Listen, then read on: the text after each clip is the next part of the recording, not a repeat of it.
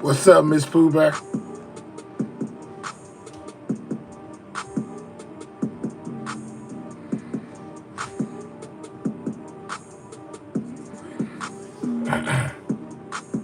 Salute to everybody in the building, man. We back, you know what I'm saying, for a late night episode, man. You know what I'm saying? It's so many things going on, man. There's so much coming out about these Epstein emails, man. I had to come back and hit y'all with another one. What's up with it, Miss Poober? How you doing? You know what I'm saying? We most definitely still in this thing. Hold up. Yeah, man, it's a lot going on, man. The government is most definitely reopened. Trump signed a bill to basically reopen the government amidst all these things going on with these Epstein files, man. Mike Johnson, he most definitely did a little semi-press conference where he addressed the media and basically slammed the Democrats for keeping it closed. What's up with it, Positive Vibes? Yeah, man, we ain't even supposed to be here, but we here anyway. Well, at least I'm here anyway, man. You know what I'm saying? Late night session, man. So much going on with these Epstein files, man. I was in the mood to come back, man, and do it like old times. Y'all know how it go, man. Make sure you double tapping that screen. Most definitely get them likes up. Let's get into a bit of this, man. Let's hear what Mike Johnson had to say about the government being reopened, guys. Absolutely no question in anybody's mind now that the Democrats were responsible for this. What happened? Thank you, Ms. Millions Boomer. of American families went without food on their table. You had millions of Americans stranded in airports with their flights canceled and delayed. You had troops and federal employees wondering where their next paycheck would come from. The Democrats openly admitted, many of them said it in their own words, that they used the American people as leverage in this political game. They knew that it would cause that pain to the people, and they did it anyway. They did it for their own selfish purposes, their political purposes, and it was a game they played with real people's lives. It's something that is very difficult to forgive. I want to say that all this was utterly pointless and foolish. This outcome was totally foreseeable. I said that this would be the outcome when all this began back in mid-September. They did it anyway. Democrats admitted that they used the people as leverage, and they got nothing for their selfish political stunt here. They didn't achieve anything with this at all. And anyone who studied history would know that shutdowns never yield any positive result. It just hurts people. I said on the House floor a little while ago that we did all this in good faith. From the very beginning, I was insistent about this. Our leadership team was. The Republicans did the right thing. We had a nonpartisan continuing resolution. You're in the building. Make sure you take time to double tap that screen, guys. Get the likes up. This is Mike Johnson, guys. On the reopening of the government, he most definitely had words for Democrats, you know, and then we're going to dip into a little bit more about these Epstein emails that's been released, guys. You know what I'm saying? Make sure you sit tight. We didn't have any Republican priorities on it at all. We just said, in good faith, let's keep the lights on. Let's keep this going for another 7 weeks so that the Congress can do its work, so they can get back to the regular appropriations process, the way that it is supposed to be done for the people, so that we're good stewards with their money. That hasn't been done here in a long time. And we said we want to get back to that. Now, I'm pleased that tonight on the CR we had 3 appropriations bills that we've now will send over to the president's desk in just a short amount of time tonight to get signed into law. That's an innovation too, as y'all know. It's been years. Make sure y'all take time to vote on that poll that's in the chat, guys. Do y'all think that these emails and things that's coming out involving Epstein will hurt Trump, guys? Let me know. You know what I'm saying? Will this directly affect Donald Trump? Since Congress actually did separate appropriations bills, I'm proud of that achievement, but I'm really sad that it took us so long to get here. There was so much pain that had to be endured to get to this point. Voters are going to remember which political party played games with their lives. They're going to remember that they did this for their own selfish purposes so that they could look tough to the radical elements of their base, and real people suffered because of that game. So now that we've got the lights back on, we've got the government reopened, the president will sign that triumphantly tonight, and Republicans will get right back to the work that we promised the American people that we will do. We're going to deliver for the American people, as we have been doing. And I'll leave you with this thought. There's a split screen in America right now. There's a split screen. On one side of the screen, you have President Trump And the Republican majorities in the Congress and the Senate and the House doing the work for the American people. Look what we've achieved in the first 10 months of this year. You can Shout make an out to argument that those it's gifts. the most Thank you. productive season for a new Congress and a new presidency, a new administration, at least in the modern era, maybe of all time.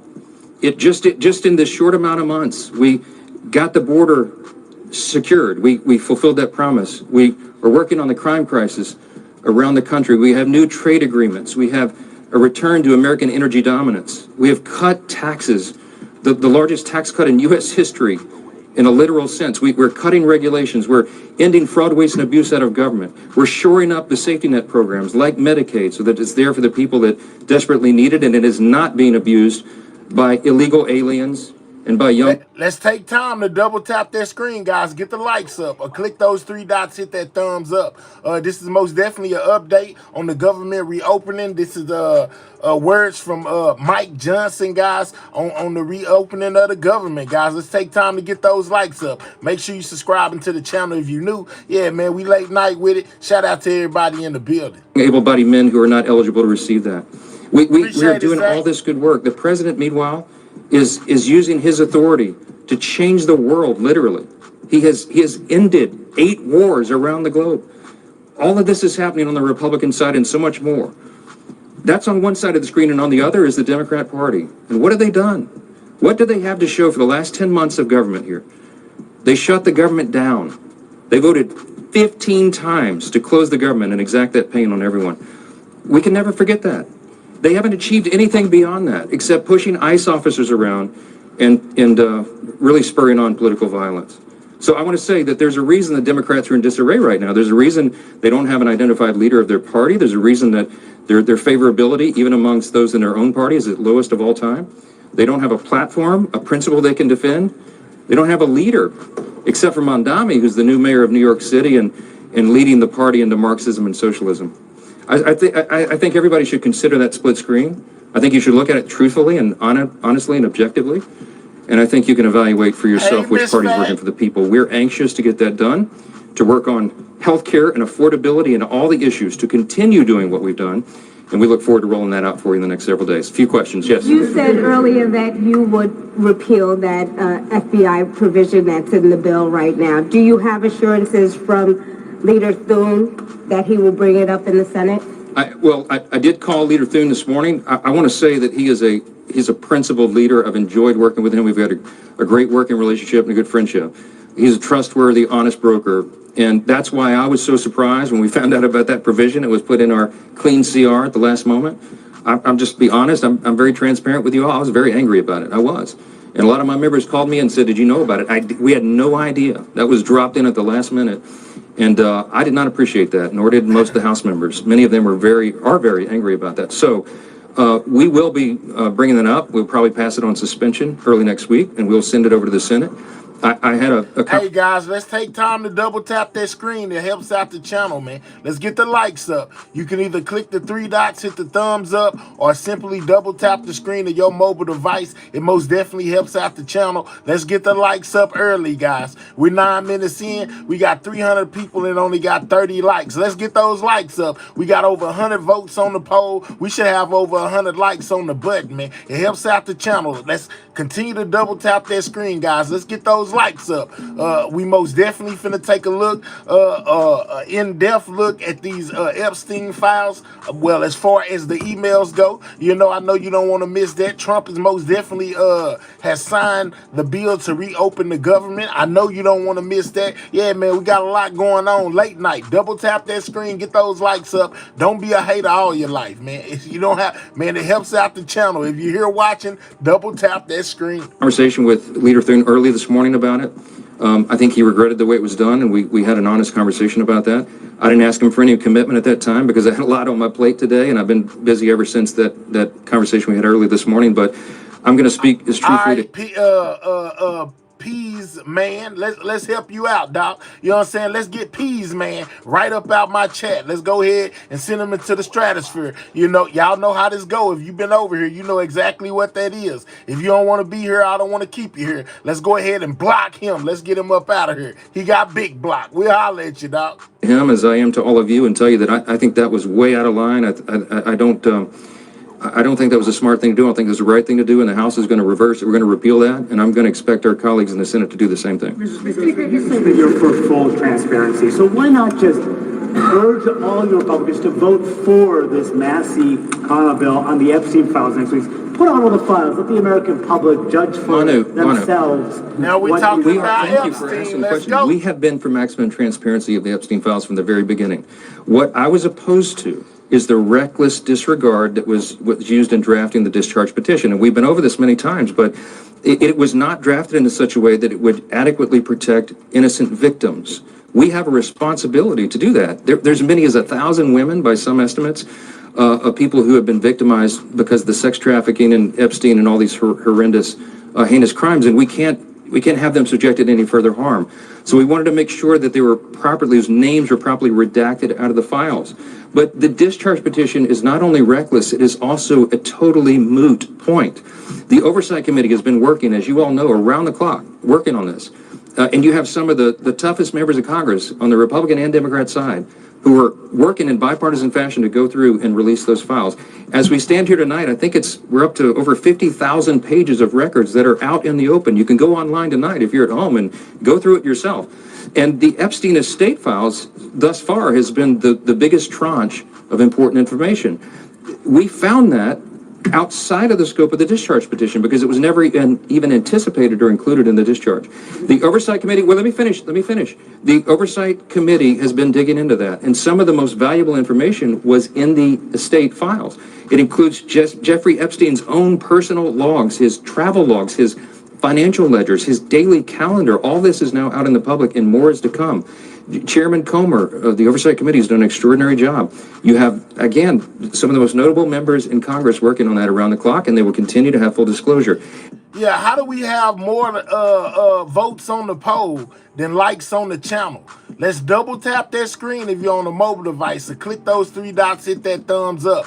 The votes don't help out the channel, the like button does. So let's take time to hit that like button, guys. Subscribe to the channel if you're new. I want to say this tonight, and I think this is a shame to a lot of the Hill Press Corps. I'm not going to name any of you by name, but I haven't seen many stories written yet about the fact that we put the discharge up for unanimous consent on the floor tonight. The Republicans, the Speaker, and the Republicans asked for unanimous consent to just go ahead and pass the discharge because I think it's a moot point. The Democrats objected to the unanimous consent. Nobody's written a story about that. That's stunning to me. How can you miss that? If it was about transparency, if it was about full disclosure, there's two questions you should ask every Democrat in the House and Senate. Why didn't you bring this up during the 4 years of the Biden administration when the Biden DOJ had all these records the entire time? Nobody ever said a word about it. They didn't care. Now it's the biggest thing in the world. Didn't matter at all when Joe Biden had the files. And secondly, if they're for transparency, and they really want all this to be out, and there's such this urgency, then why did they vote down the unanimous consent to pass the discharge petition tonight? I can't answer that question, but they should, and every one of you should ask them about it. Yes? Thank you. There are several members of your own conference that support at least a one-year extension of ACA subsidies. Others have alternative plans. Now that you're beyond this and this January 30th deadline looms, are you willing to put any one of those measures potentially on the floor? I've been asked 100 times whether I'll commit to putting any ACA extension on the floor. What I have said from the very beginning, and we were consistent about this, and you all know from day one, the first order of business was to get the government open and working for the people again. It's the most basic responsibility, and we finally got that done tonight. And I said, as soon as the government was open, we would turn our attention to healthcare and all the other issues that are out there. We are willing to work and have always been willing to work in good faith with anybody in this building who wants to bring down the cost of healthcare. The Unaffordable Care Act, the ACA, did exactly the opposite of what they promised it. When the Democrats passed their health care law back in 2010, you all remember, the average American would have their premiums reduced by $2,500. They swore to you, and that was not true. And I think the people that drew it up knew it was not true in the very beginning. It was a lie. The people that were the architects of Obamacare, of the ACA, wanted single payer. They designed a system that they knew, they had to know, because they're really intelligent folks, was going to implode on itself. They knew that it was not sustainable. And what has happened since that time, and we're going to be going through this in great detail next week, get ready. We're going to take you through a timeline of who destroyed American healthcare. And I'll give you a hint. It didn't have anything to do with the Republican Party. It was the Democrats. They're the ones that gave you the Unaffordable Care Act. They're the ones that have been trying to subsidize it and prop it up and add to it ever since. We're the ones. Can we get the likes up past 100, guys? We at 76. We got 500 people in the building. Double tap that screen, guys.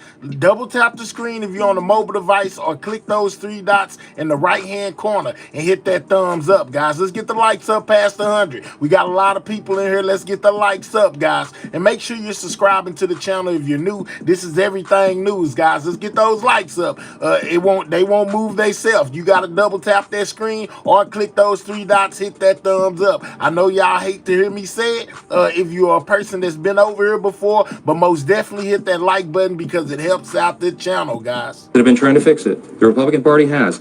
What has happened since the Democrats wrecked American health care is that your premiums have gone up by some cases 60%, in some cases more.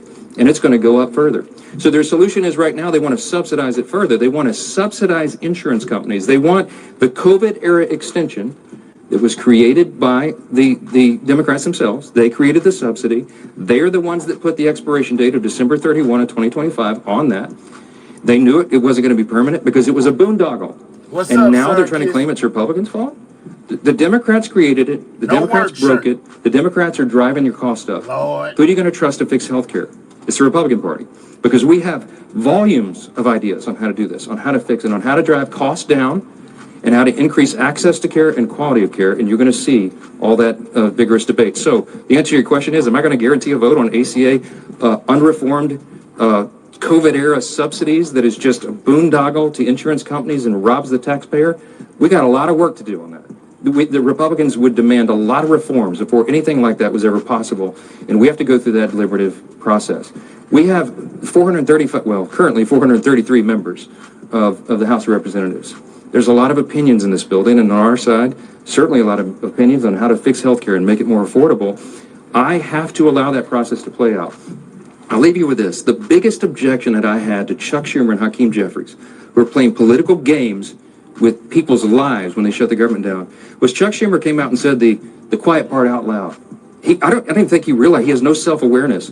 But he came and cried to all of you that I would not agree to go into a back room and make a four corners agreement on these issues.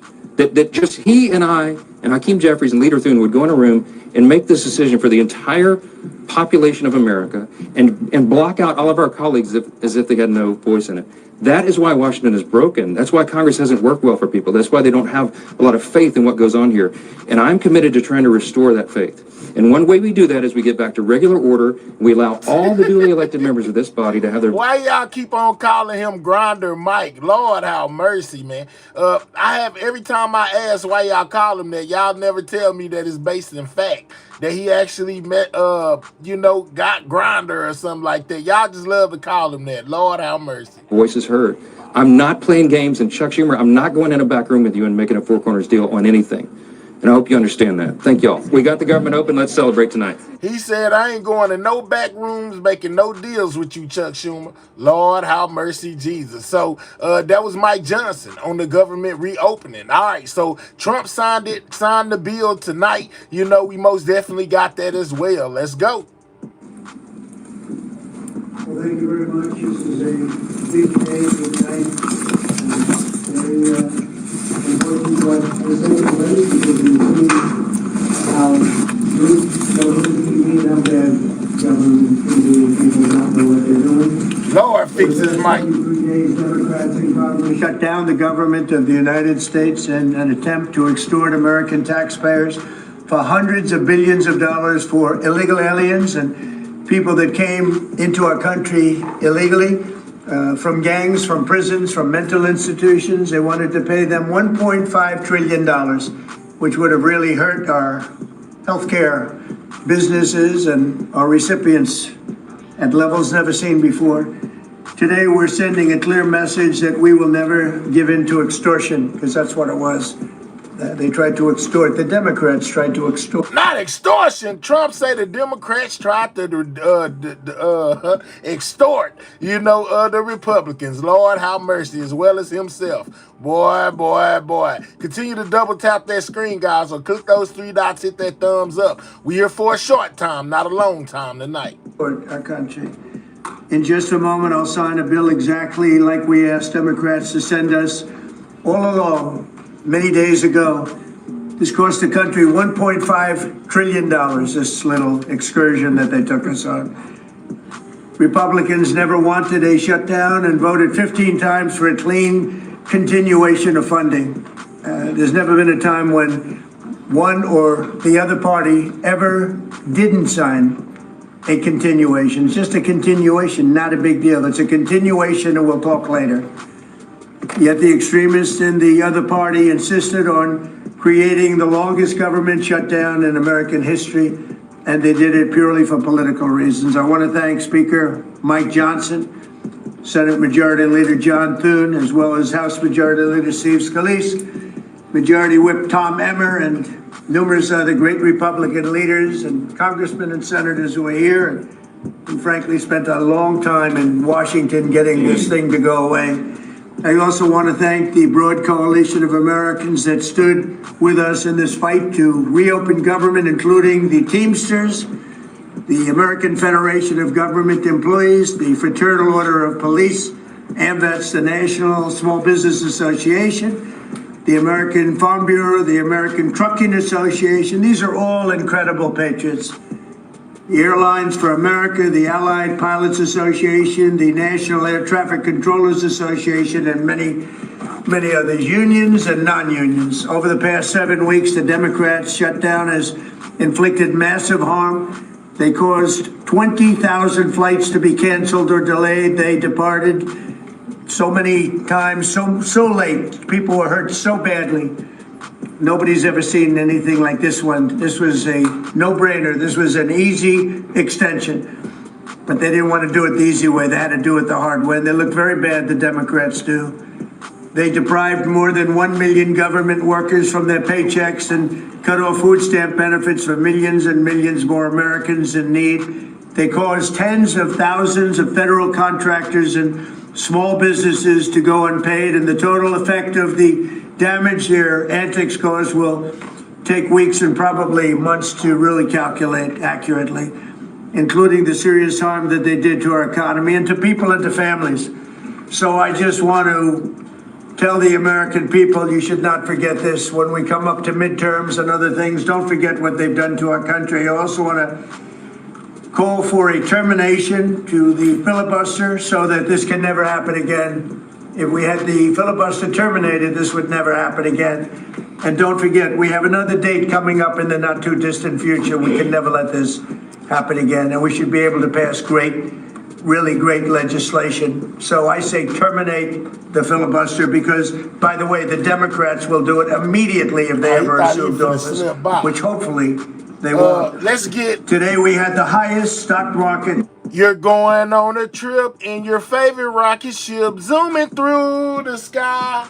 What's your name? Let me look over here. Brent, bye-bye. We don't need you. Brent, bye-bye. Go. Yeah, put the rockets in the chat. Let's get Brent right up out of here because he talking about you guys' host is whack. No, sir. You're whack. Back to the stratosphere where you came from. We don't need your kind of energy over here. We'll holler at you, my guy. Price ever in all of the different markets. We set a record. It's the 48th time in the 9 months that I've been in office that we had this record set. So think of that, 48 times we had a record set. But today is the highest of them all. We're gonna break new ground. I love those rockets. We got more than Elon Musk. He's right up out of here. Political leaders, but the great business leaders of our country. They're standing right behind me and right really alongside of me. And if we would have told them a year ago that we'd be having stock prices this high, none of them. In fact, I just asked them that question. None of them would have believed it.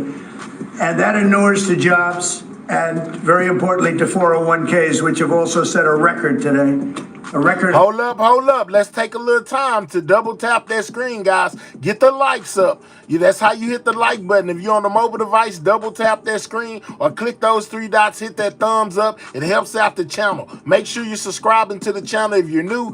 President Trump just signed a bill to reopen the government, guys. High for the people that have 401ks. And also, I want to thank Walmart because they came up with a fantastic study.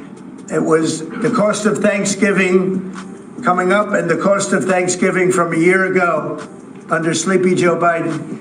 And we're 25% lower this year than we were a year ago. And it's a very inclusive report. So I want to thank Walmart. They've done it for many years, but not Walmart. We believe in that company. I want to also thank the 8 Senate Democrats who finally did the right thing in voting to end this craziness, this madness. But unfortunately, the vast majority of congressional Democrats were happy for millions of Americans to suffer. They really did suffer too. And the Democrats admitted, they said, well, no, we finally have a point. Even though people have to suffer, we finally have a point. And that didn't work out too well for them. But they really went out and they could appease the fringe benefits of their far left base. But that didn't work out because now their far left base is angrier than ever before. We actually elected a mayor of New York City who happens to be a communist. When was that going to happen? Remember, I said all the time during my campaign, we will never be a socialist country. And that's right. We turned out to have a communist in New York City. And if you look at his views, those are the views of a communist, not a socialist. So this is no way to run a country. I hope we can all agree that the government should never be shut down again, end the filibuster, terminate the filibuster. It'll never happen again. Man, we finna terminate the whole show if we don't get these likes up, guys. If we don't get these likes up, y'all gonna have to find y'all somewhere else to go. You know what I'm saying? Click the three dots, hit the thumbs up, or simply double tap your screen, guys. Yeah, man, let's get those likes up. They real light. It's over 1,000 people in the building. We got 160 likes. That means it's like 900 of y'all just floating up in space, not hitting that like button. Let's get them likes all the way up, man. Double tap that screen. It ain't hard. You voting on the poll. We got 800. Hold on, let me see. We got 600. No, is that 8 or 6? We got 657 votes on the poll, and only got 193 likes with 1,223 people in the building, man. Y'all help out the channel by hitting that like button, man. Double tap the screen or click those three dots, hit that thumbs up, or get the hell out of here. How about that, man? I don't really care about no numbers. You know, I'm trying to grow my channel. If you ain't trying to help me grow my channel, go find you another channel to watch, because it's plenty of channels that cover things like this. I don't even want you over here if you ain't trying to help me progress. Man, what is really going on, man? Double tap that screen, get the likes up. There you go. Thank you. You know, it's all good in the hood, man. I'm not tripping. I most definitely only want people that's trying to help me out, man. Double tap that screen. It was way too many of y'all over here just lurking in the bushes and not hitting the like button, man. What is we doing? So with my signature, the federal government will now resume normal operations, and my administration and our partners in Congress will continue. Let's get, hold on. We got somebody else ready to take a trip. Where you at? Flores. Let's get Flores 76.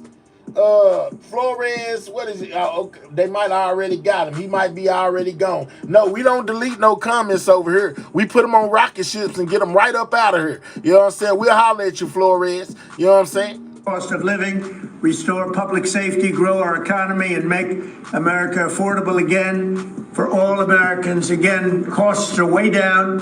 Energy is way down. Gasoline is at $2.50 a gallon versus $4.70 for the Democrats.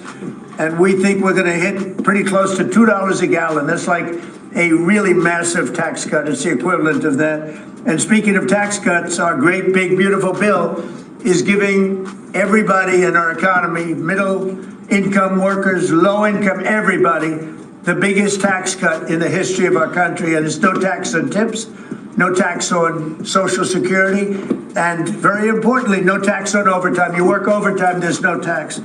That's among the things that add up to the biggest tax cut in history. And one other thing, you hear about rich people with deductions. Well, when you buy your car and you borrow money, you're allowed to now deduct the interest on that loan. So you can take that interest deduction and what you can take is that interest payment and deduct it for income tax purposes. That's a tremendous tax cut right there. But it all includes fixing the healthcare system the Democrats broke with the disaster known as Obamacare.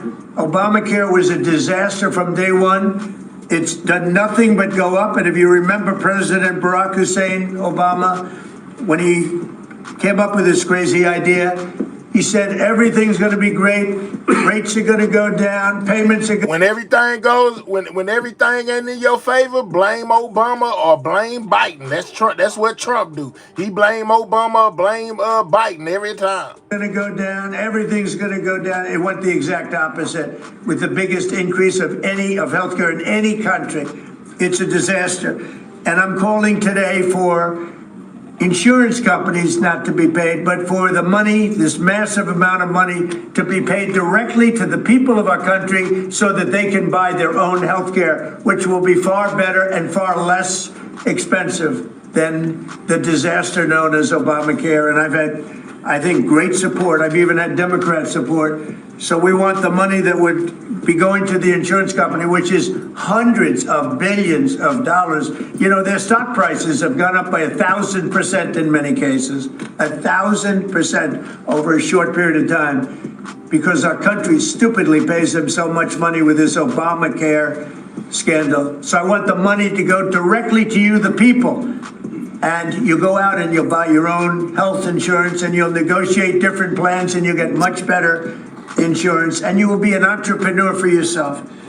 So I'm always willing to work with anyone, including the other party. We'll work on something having to do with healthcare. We can do a lot better. We can do great. So much money is involved, and we're willing to pay so much money to the people. So we're going to pay a lot of money to the people. They're going to go out and buy their own health care, and we're going to forget this Obamacare madness. So with all of that, I just want to tell you the country has never been in better shape. We went through this short-term disaster with the Democrats because they thought it would be good politically, and it's an honor now to sign this incredible bill and get our country working again. Thank you.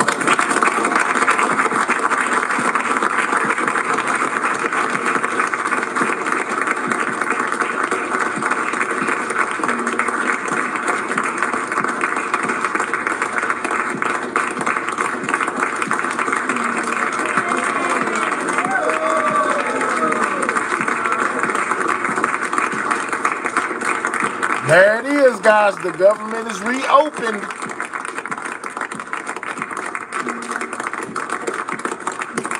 Okay, thank you very much. I don't know if you have questions. I think we really have a really great situation. We have a country that we love, and we have a country that's in great shape. As you know, we have over $18 trillion invested in our country by other people and countries. That's a record. There's never been a country that had so much, and that money's going into also building new auto plants, new AI plants, new everything. We've never had a time like this. Thank you very much, everybody. Yeah, Trump most definitely, he said, I don't know if y'all got questions, but he wasn't looking to answer any of them anyway, because y'all know the main thing on everybody's mind is these Epstein files, the Epstein emails that leaked today. So the government is reopened. I showed y'all that. Now let's get into some of this breaking stuff that's going on with these emails that came out from Epstein that most definitely contained Trump's name, as well as Gazelle or Ghislaine, however you say her name. She is most definitely looking for Trump to shorten her time, man. They gonna tell us why. Let's check it out, man. Get those likes up. Double tap that screen or click those three dots. Hit that thumbs up. We most definitely finna get into what's going on with the Epstein files and these Epstein emails, guys. Shout out to my late night crew, man. Get those likes up. Click those three dots. Hit that thumbs up. We got almost 1,000 people on the poll and only got 257 likes. Get the likes up, guys. Can we get the likes to 300, man. I feel like an auctioneer. You know what I'm saying? Whatever, 150, 150, 200, 200, 200, 300. Can we get 300? You know what I'm saying? Double tap that screen. Get the likes up. The 218th vote came courtesy of the newest member of the House, Congresswoman Adelita Grijalva, who was sworn in today, 50 days after winning her election. Speaker Mike Johnson said tonight that that bill will get its vote here on Capitol Hill next week. It's a totally pointless exercise. It is completely moot now. We might as well just do it. I mean, they have 218 signatures, that's fine, we'll do it. Mike Johnson The two said we members might of as Congress well who've just been do leading the it. charge on this Like bill Nike. are my sources on the Hill tonight. Republican Congressman Thomas Massie and Democratic Congressman Ro Khanna. And thank you both for being here, obviously on a huge day for the two of you. I'll ask you, since he's the Republican House Speaker, he's calling it totally pointless exercise and completely moot. What do you make of his comments? Do you agree with those? Well, the White House spent a lot of effort in the midst of a shutdown to stop a totally pointless exercise that's completely mute. And by the way, I got to give credit to Lauren Boebert to walk into the White House, the center of power, the free world, really, and to sustain that and to come back out and to be solid. And also to Nancy Mace and Marjorie Taylor Greene. There was all the speculation that they might take their names off, and they never did. So it's not a hoax. It's not a moot point. It is a very serious thing. There are 1,000 victims, and there are survivors who have had a press conference with Ro Khanna and I, and that's what we're fighting for, justice for them. Did y'all talk to them at any point during this, as the White House was making clear they were targeting these members? I talked to them. I don't want to say which one I had this conversation with, but one of them was told, we can't let Massie have a win. How petty is that? I mean, this is more than about political wins. It's about getting transparency and justice, which, by the way, this administration promised. You have the vice president, J.D. Vance, you have the AG, you have the FBI director. They've all done a 180 on this. So the White House said to one of these members that they didn't want you to have a win here. That's correct. I mean, what does that say to you, Congressman Ro Khanna, as to the White House's motivation here? I mean, I think so many people look at this and say, why is the White House fighting this as hard as they are, and you know, taking Lauren Boebert into the Situation Room, which is incredibly unusual based on my experience covering the White House. They've really lost their way, because it was really Donald Trump, and more than Donald Trump, J.D. Vance, who in podcast after podcast said, release the Epstein files. And I give credit, of course, to the courage of Marjorie Taylor Greene, Nancy Mace, and Lauren Boebert. They met with the survivors. It was personal. But I also give credit to Congressman Thomas Massie. I mean, he's got 3 billionaires literally pouring millions of dollars in his race against him to take him out simply because he wants these files released, which the president campaigned on. You know what? The left and right are agreeing on one thing. It's time to get rid of the Epstein class, these rich and powerful people who rig the rules for themselves and ignore forgotten Americans. So how many Republicans do you think are going to vote for this next week when Speaker Johnson brings it to a vote? I think there's going to be a deluge of Republicans. The longer this goes on, the more support we gain. And I think the Speaker recognized that. And that's why, after months of trying to stop us, he's decided to accelerate the vote, because he knows we're going to get votes, and that's going to carry momentum into the Senate. And that's why it's important to get a big vote in the House for Ro and I on this measure, is because that's where it goes next, is the Senate. Yeah, so what happens here when it goes, if it passes and it does have that deluge of Republicans? I know you said today you thought 40 to 50 could potentially vote for it. Is that right? Well, I think the speaker's concluded if you can't stop the parade, you might as well lead it. And so now he's saying, I want to have the vote. I do think that you could get 30, 40, 50 Republicans voting for it, because what are we talking about? We're talking about rich and powerful men who abused young girls and told people in junior high to go recruit others to be raped or abused. That's what we're talking about. And we're saying that these victims want to expose the men who did this to them. Some of these men still have buildings named after them. Some of them still have scholarships named after them. Enough. And so I think when it's actually a vote on the House floor, do you want these files released? Republicans and Democrats are going to vote yes. So what does it say if that happens and there are that many people who are in the House who vote for it and the Senate doesn't take it up? Well, you know, we used a discharge petition. This is a parliamentary procedure that's only available in the House. It's only been successful maybe 20 times in the history of our country. Like, we had a 4% probability, if you look at statistics, of getting this to the floor, but we succeeded. In the Senate, they don't have a discharge petition, but they do have other ways. Each senator is almost like their own rules committee over there. And by being dilatory or accelerating the process for other senators, they can cajole them into getting votes. And I think we could see a vote on this in the Senate.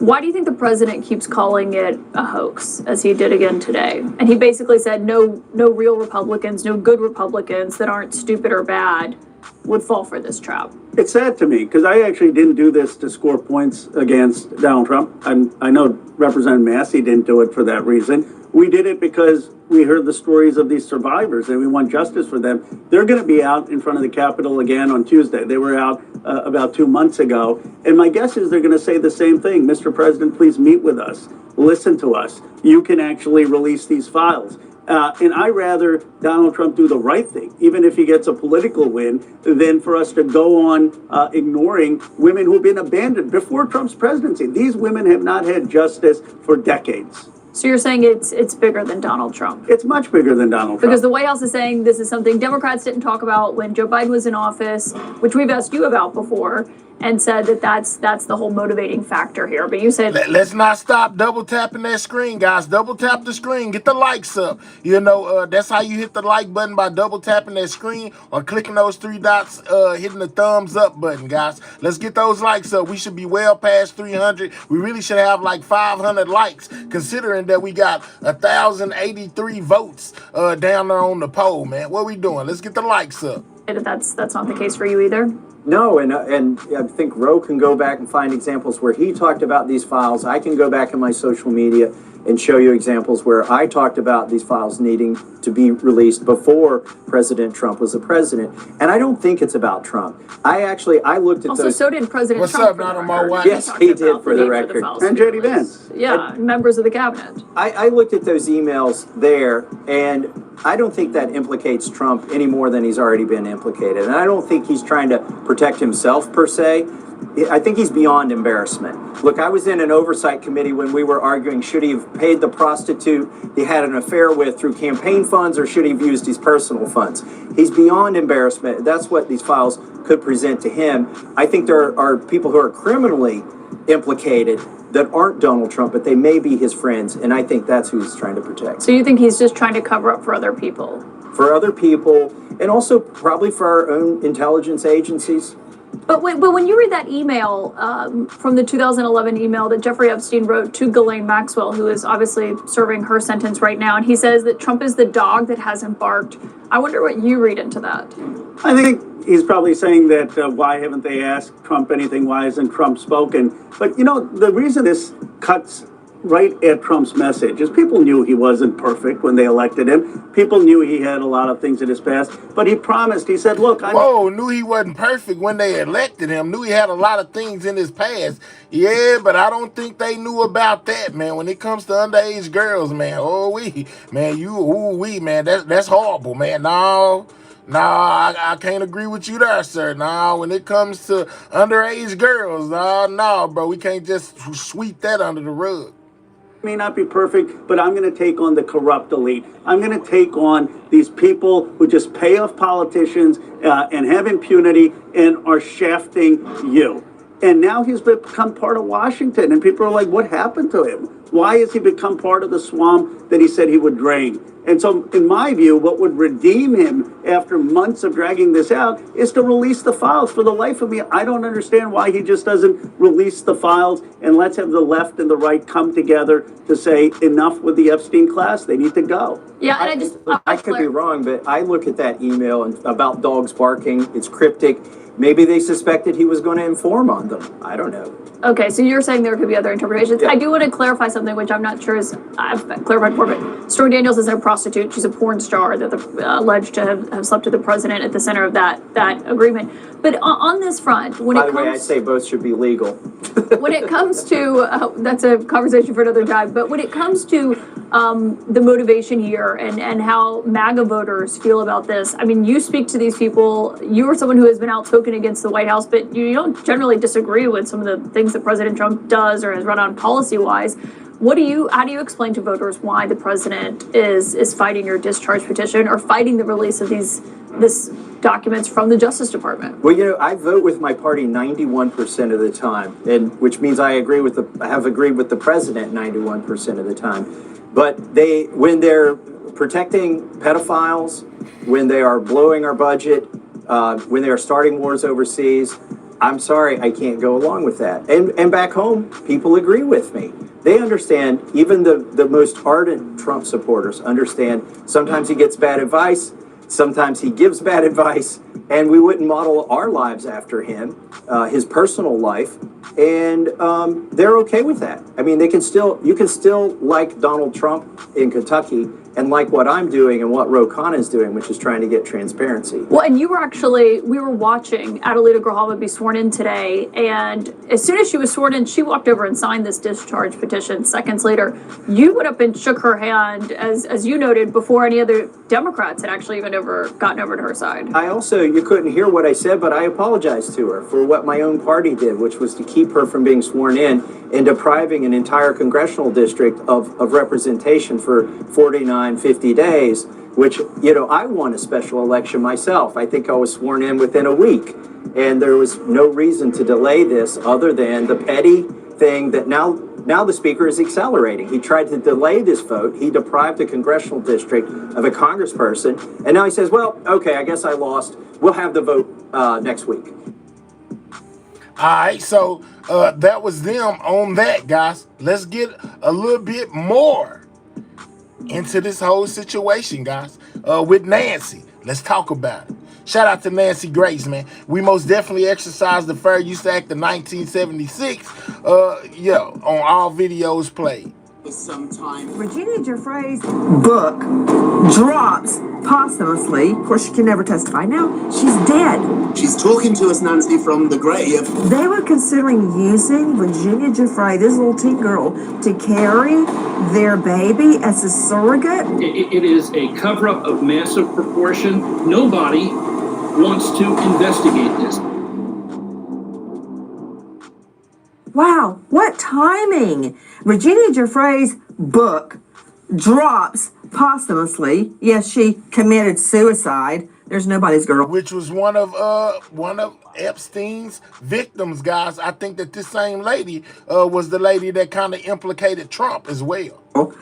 And coincidentally, the night before-ish, the book drops. Andrew gets stripped of all of his titles. Timing. You know what? I've got so much to cover, but right there, I've got to go straight out to PR guru joining us, Rob Shuter. He is a guru to the celebs, and he's from Great Britain. What about that? Your Prince Andrew is getting, let's see, I really don't know how to say it, but they're going to try to summon him to the U.S. You know, royalty doesn't like to be summoned anywhere. All around the timing of this book dropping. Rob Shuter, host of Naughty But Nice. He is the author of a brand new novel. It started with a whisper and it's climbing up the charts for a good reason. He's at robshuter.substack.com. Rob, pandemonium in Buckingham Palace because of Virginia Giuffre, who was abused by Epstein.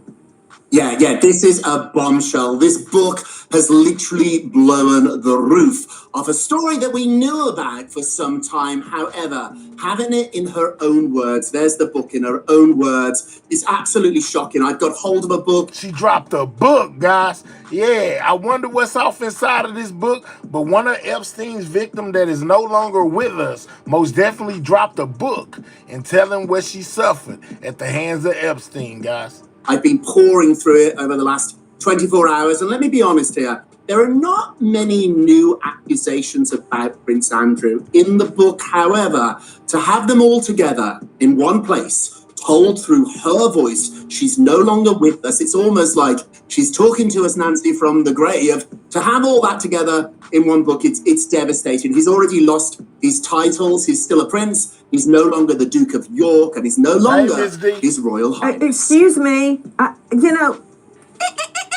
he's lost all his titles. He's living rent-free in the Royal Lodge off his mother's dime, may she rest in peace. I don't want to hear about any of his suffering. Isn't it true, Rob Shooter, that Andrew is still insisting that people say Your Highness and that he holds on to some type of title? Absolutely. Behind the scenes, I know a lot of people in the palace who work at the Royal Lodge. They're saying that behind the scenes, he's still Prince Andrew. His staff at the house, his 30-room mansion that he's not paying any rent for. Staff. I have a staff. Andrew has a staff. He doesn't get to his do Nancy's what? Brush his teeth and wipe his. Why does he have a staff? Why are they? You know what? If the Brits want to pay for it, that's on them. Dr. Bethany Marshall, they're that arrogant. They're that convinced they'll get away with it. And so far, they have. And I'd like to know, and I guess it's going to take a Watergate-type proceeding to find out what's been said in Washington that has stymied this investigation. Nancy, this whole group psychology is like the family where a little girl's being... Mommy looks the other way because she wants to hang on to the love of daddy. In this case, mommy being the government, daddy being all these rich, powerful men, the little girl being Virginia Jeffries. You know what's so sad? What I read in this book is that she was by her own dad. When she worked at Mar-a-Lago, she was so excited to have this new job. Ghislaine Maxwell waltzes in looking all fancy, promises her to learn massage, and that very same day do you know, Nancy, she was so brutalized on the Lolita Express that she feared for her life. This is not just sexual abuse like giving or being fondled. This is older, rich, powerful men and women brutalizing her. I think we really need to cast a spotlight on that. This is sadism. This is cruelty. This is beating her up. We keep saying that they were sex trafficked. Bethany, it was tolerated. It was condoned. It was encouraged. And can't you imagine Giuffre and so many other girls like her, teen girls as young as 12, at Lolita Island with Epstein? You couldn't get off the island. You could only get there by a ferry with all of these old guys. Can you imagine? If they're smiling for the camera, that it's all okay, imagine the environment right there in that compound. Nancy, the word sex trafficking and sex abuse has almost lost its meaning. We've used it so many times. So let's use another word: gang brutality, torture, mob violence. These are also very salient words. You know that picture where Prince Andrew has his hand around her waist? Do you know that Ghislaine Maxwell told Jeffries that morning, this is going to be a great day. This is according to the book. Get up. This is going to be a great day. You're going to meet a prince. She was so excited because she bought into the fairy tale. So she brought her little point and shoot camera and she said to Ghislaine Maxwell, will you take a picture of us? Poor little thing. She thought she was meeting a prince who would treat her like a princess. And Ghislaine Maxwell then plays a game that she did with all the perpetrators. Can you guess how old Virginia Jeffries is? According to the book, Prince Andrew replies, 17. I know, because I have girls who are just a little bit younger. So all of this, they didn't know how old the girls were. They did because Ghislaine Maxwell loved the game of guessing the girls' ages before they were tortured and penetrated. Bethany Marshall, you heard Spencer Cooven say his clients are afraid. I guess so, because you've got Prince Andrew and the Duchess of York cozying up with Epstein. Who's going to believe them over the British royal family, for Pete's sake, and presidents and wealthy individuals, CEOs of companies? Epstein and these little Island. girls are saying, he me. Yes, these girls feel so disadvantaged. You know, one of the things I read in the book, Virginia Jeffries' book, is that she would travel around the United States with her ghostwriter, trying to find people who would corroborate the fact that she had been on the island, because she was so desperate to have some acknowledgement and some justice. And then we see this vast cover-up that you're talking about, this vast machine against which she had no power, she had no chance, Nancy. And that's what makes me so sad about this. A detail that I think is quite interesting, because you were talking about evidence, is that in her book, she writes that she was called to give a massage to a very wealthy, powerful man whose wife was pregnant. It was at a hotel, fancy hotel. She gives the wife a normal massage. The wife goes to bed. She starts to give the husband a massage, and then she realizes it's an abusive massage. So she was sex trafficked once again there. That's yet another story that you cannot make up. Who was guys. that wife? What did she know? Why is that person not coming forward? Is she covering up for her husband?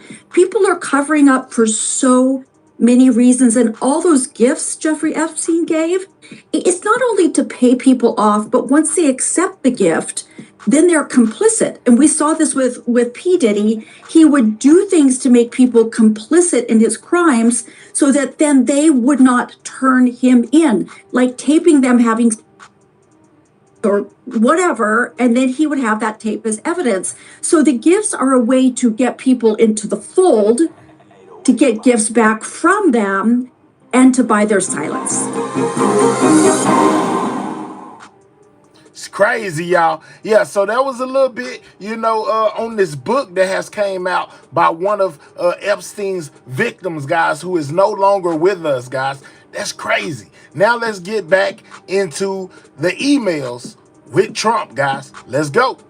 Information from a purported whistleblower suggests that Ghislaine Maxwell, who was convicted of helping Jeffrey Epstein traffic underage girls, may be trying to cut her 20-year prison sentence short. A source also alleges she's receiving VIP-style treatment behind bars, from customized meals to private visits, even a service puppy. And now the story has just shifted even further. A House committee has just released never-before-seen emails from Epstein's estate that, for the first time, directly mention President Trump, shedding new light on the world Maxwell was operating in and the powerful figures that may be connected to Epstein. We're going to break it all down for you right now. It's crazy. But because we get incredible support from our Spucks. We ain't doing that. We ain't doing Center of one of the let's go. darkest scandals in modern American history. Ghislaine Maxwell, the person convicted for helping Jeffrey Epstein traffic and abuse underage girls. And now she might be trying to walk her way out of a 20-year prison sentence. And the real question is,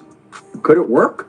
Will she be a free woman? Now remember, not too long ago, she did an interview with the DOJ in which they moved her to a lesser, like a low max prison. She was in a maximum prison. They moved her to a low max prison, and then she filed paperwork to seek early release, guys. What's up with it, Brenda? The House Judiciary Committee claims that a whistleblower has now provided information and documents suggesting that Ghislaine Maxwell is preparing a commutation request, a formal plea for President Donald Trump to cut her sentence short. Whoop, did y'all hear that? You know what I'm saying? Did y'all hear that? She's looking for Trump to cut her sentence short. Suggesting that Ghislaine Maxwell is preparing a commutation request, a formal plea for President Donald Trump to cut her sentence short. And according to the committee, these same sources indicate she could be receiving extraordinary help from inside the prison itself, even from the warden. We're talking about alleged customized meals, private visits, a service puppy. Apparently, according to this whistleblower, one prison official reportedly remarked he was, quote, sick of having to be Maxwell's. You get the idea. Wow. So, what is going on here? Would the Trump administration even consider this? And after everything we know about Epstein, the victims, the cover-ups, could Ghislaine Maxwell actually have her sentence commuted? Could she be released from prison? And who is this supposed whistleblower? These are the questions. These are the questions that we have. And we're going to try to dig into a lot of this on this episode of Sidebar. And we got an expert, by the way, who's going to join us in a moment to help unpack this. But first, before we even get to Ghislaine Maxwell herself, there is new information that could change everything, that could change the backdrop of all of this.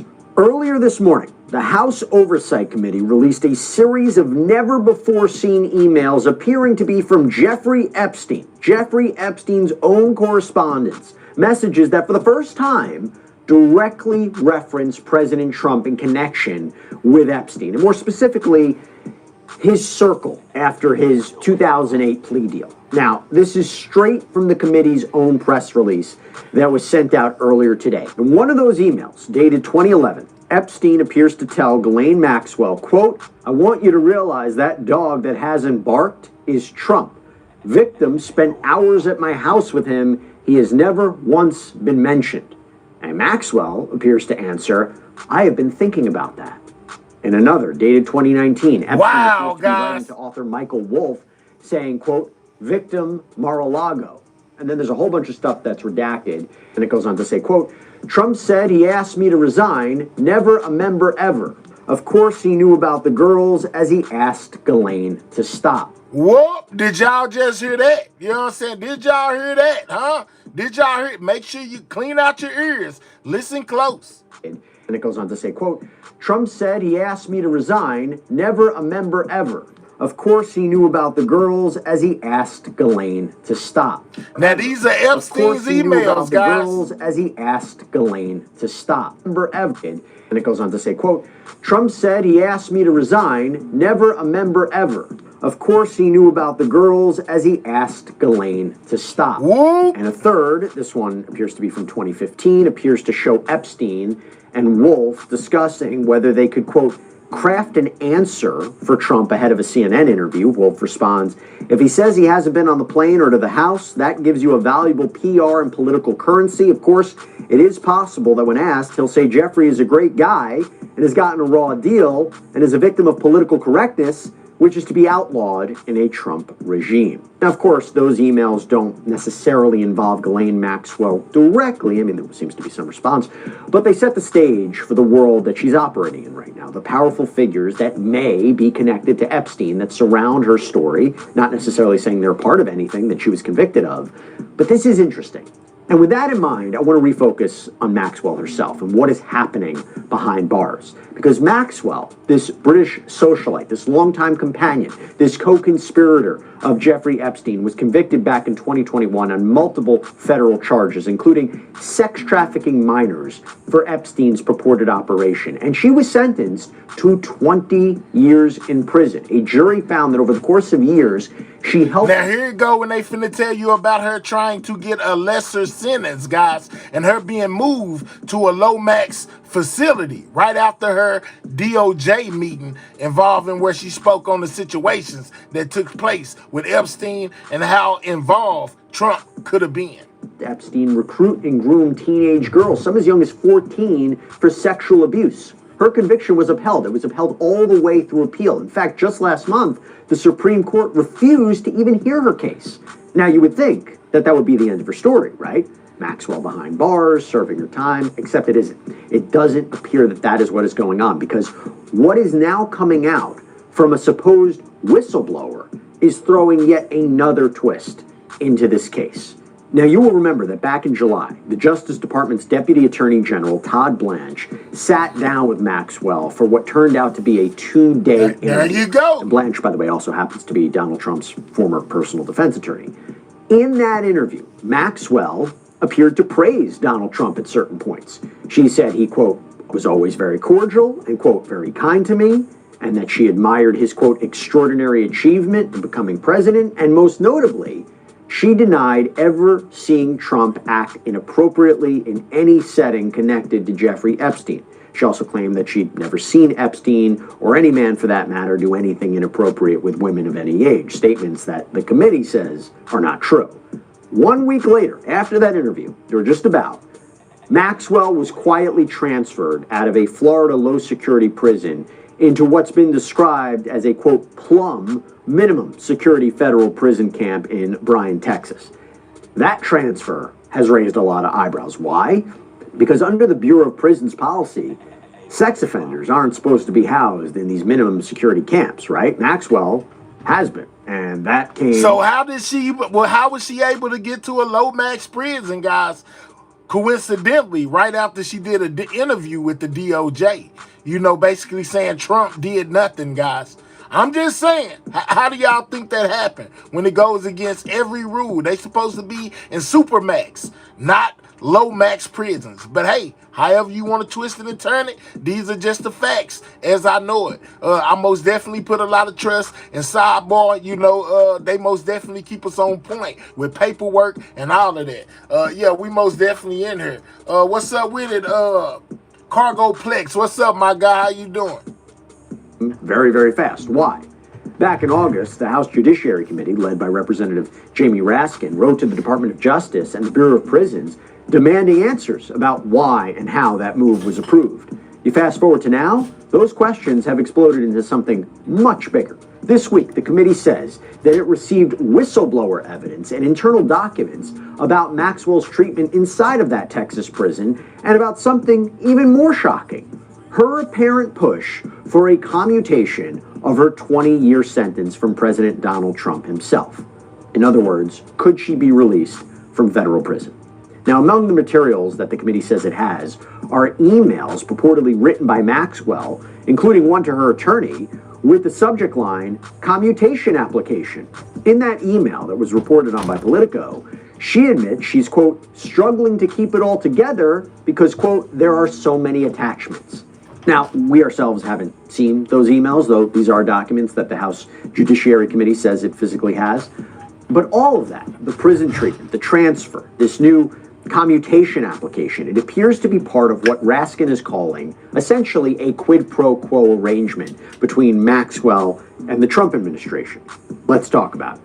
So to help me break all this down, and there is a lot to break down, I want to welcome back on special guests. We got former federal prosecutor, criminal defense attorney, Gene Rossi, who I always love seeing. Gene, thank you so much I for like coming. that. Somebody said maximum security facility to a minimum security facility equals release date coming soon. I most definitely believe it. Man, she's reaching out to Trump to get her sentence commuted so she can get out early and she won't have to stay there those full 20 years, guys. Double tap that screen. Get the likes up. Can we get the likes to 400, guys? Double tap your screen if you're on a mobile device, or click those three dots, hit that thumbs up, guys. Subscribe to the channel if you're new. I got to start with what dropped this morning from the House Oversight Committee. It was literally right before we started this. So this is the first time that I think Congress has ever released Epstein's own apparent correspondence that directly or seemingly directly mentions President Donald Trump. So you have one message from 2011 that has Epstein seemingly writing to Ghislaine Maxwell that, quote, the dog that hasn't barked is Trump, saying a victim spent hours at his house with him. You have another from 2019 that says flat out, quote, Trump knew about the girls as he asked Ghislaine to stop. So, Gene, okay, when we're talking about, is Ghislaine Maxwell getting special treatment? Is she asking for her sentence to be commuted? When you read that, what do you take away from it? Because you also have to wonder, are Epstein and Maxwell reliable narrators? Well, what those emails that you're talking about show to me is this. When Ghislaine Maxwell met with the Deputy Attorney General of the United States, Todd Blanche, the second in command, those emails suggest to me that she lied to him and that there was information that called into question the character of Donald Trump in 2011 or 2009. And that would trouble me greatly if those emails are as you say they are, because that goes to her credibility and it makes Todd Blanche look like a fool. Do those emails carry any legal weight, either for the president? Could they open up investigative threads, new subpoenas? Because it is new. It is new information. Well, because of the statute of limitations, you may have a problem there, but absolutely those emails could help investigative leads. They could help approaching her to find out what the real story is. If she meets with FBI agents or prosecutors in the future and she's confronted with those emails. She has a fork in the road. She can continue to lie, allegedly, or she can tell the truth. And I think the reason she was transferred to this cushy prison in Texas is stating the obvious. She gave them what they wanted. She gave the Deputy Attorney General Blanche what he... We need 15 more likes, guys. Double tap that screen or click those 3 dots, hit that thumbs up. We're 15 away from 400 on that like, guys. Double tap that screen or click the 3 dots, hit the thumbs up, and subscribe to the channel if you are new. Wanted what Trump wanted, and that is he was a choir boy, he was an Eagle Scout, and he never acted more than honorably. Those emails hurt the narrative that they're trying to portray, that Mr. Trump is above the fray and he didn't know about it, he wasn't involved, he wouldn't have approved it. Those emails, as you read them to me, I haven't seen them. Yeah. Pretty darn devastating. Well, here's the other thing I was wondering. When Epstein allegedly writes about Trump having, quote, spent hours with an apparent victim, what would investigators do to corroborate that, to maybe disprove that? Are we talking phone logs, flight manifests, witness interviews? How do we know this isn't just a statement that he made, maybe to insulate himself in a way? Well, for the FBI investigators and also congressional investigators, you would try to find a victim that they're talking about. And the first person I would go to find that name is Ghislaine Maxwell, because the name is probably something she's remembered or she's made a log of or has some recollection. That's point number one. Point number two, you can't go to the President of the United States. That you would have a motion to quash. You have all kinds of separation of powers issue. But you can go to the people who may know the victim, who may have received information from the victim at the time it was occurring to corroborate her testimony. But the difficulty here, Jesse, is it's so many years back. We're talking 2011.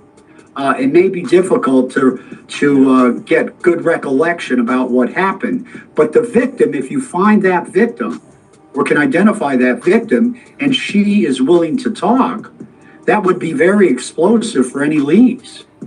And then there's this third email where Jeffrey Epstein and Michael Wolff are allegedly strategizing about how to, quote, craft an answer for Donald Trump ahead of a CNN interview, where Wolff... Craft the answer for Donald Trump for an interview, guys. Basically tell him what to say so he don't incriminate himself. This is crazy. Appears to say if Trump lies about visiting Epstein's homes or planes, Epstein gains, quote, valuable PR and political currency. What does that correspondence suggest to you? It suggests these Donald Trump and Jeffrey Epstein, beginning in the 90s, were two rising billionaires. And rising billionaires like to stay together. They like to hang together. You got videos of them at a party, yucking it up, telling jokes. They are good friends from the 90s. And you fast forward to 2011, they didn't just stop the relationship, as Mr. Trump suggested. They continued it. And whether there's an attraction to each other's money or they think that each other can help the other get more power, they had a symbiotic relationship. They were both billionaires. That alone suggests to me that Donald Trump is more involved, has to be proven, was more involved in the affairs of Jeffrey Epstein than President Trump wants to let on. And those emails support that argument.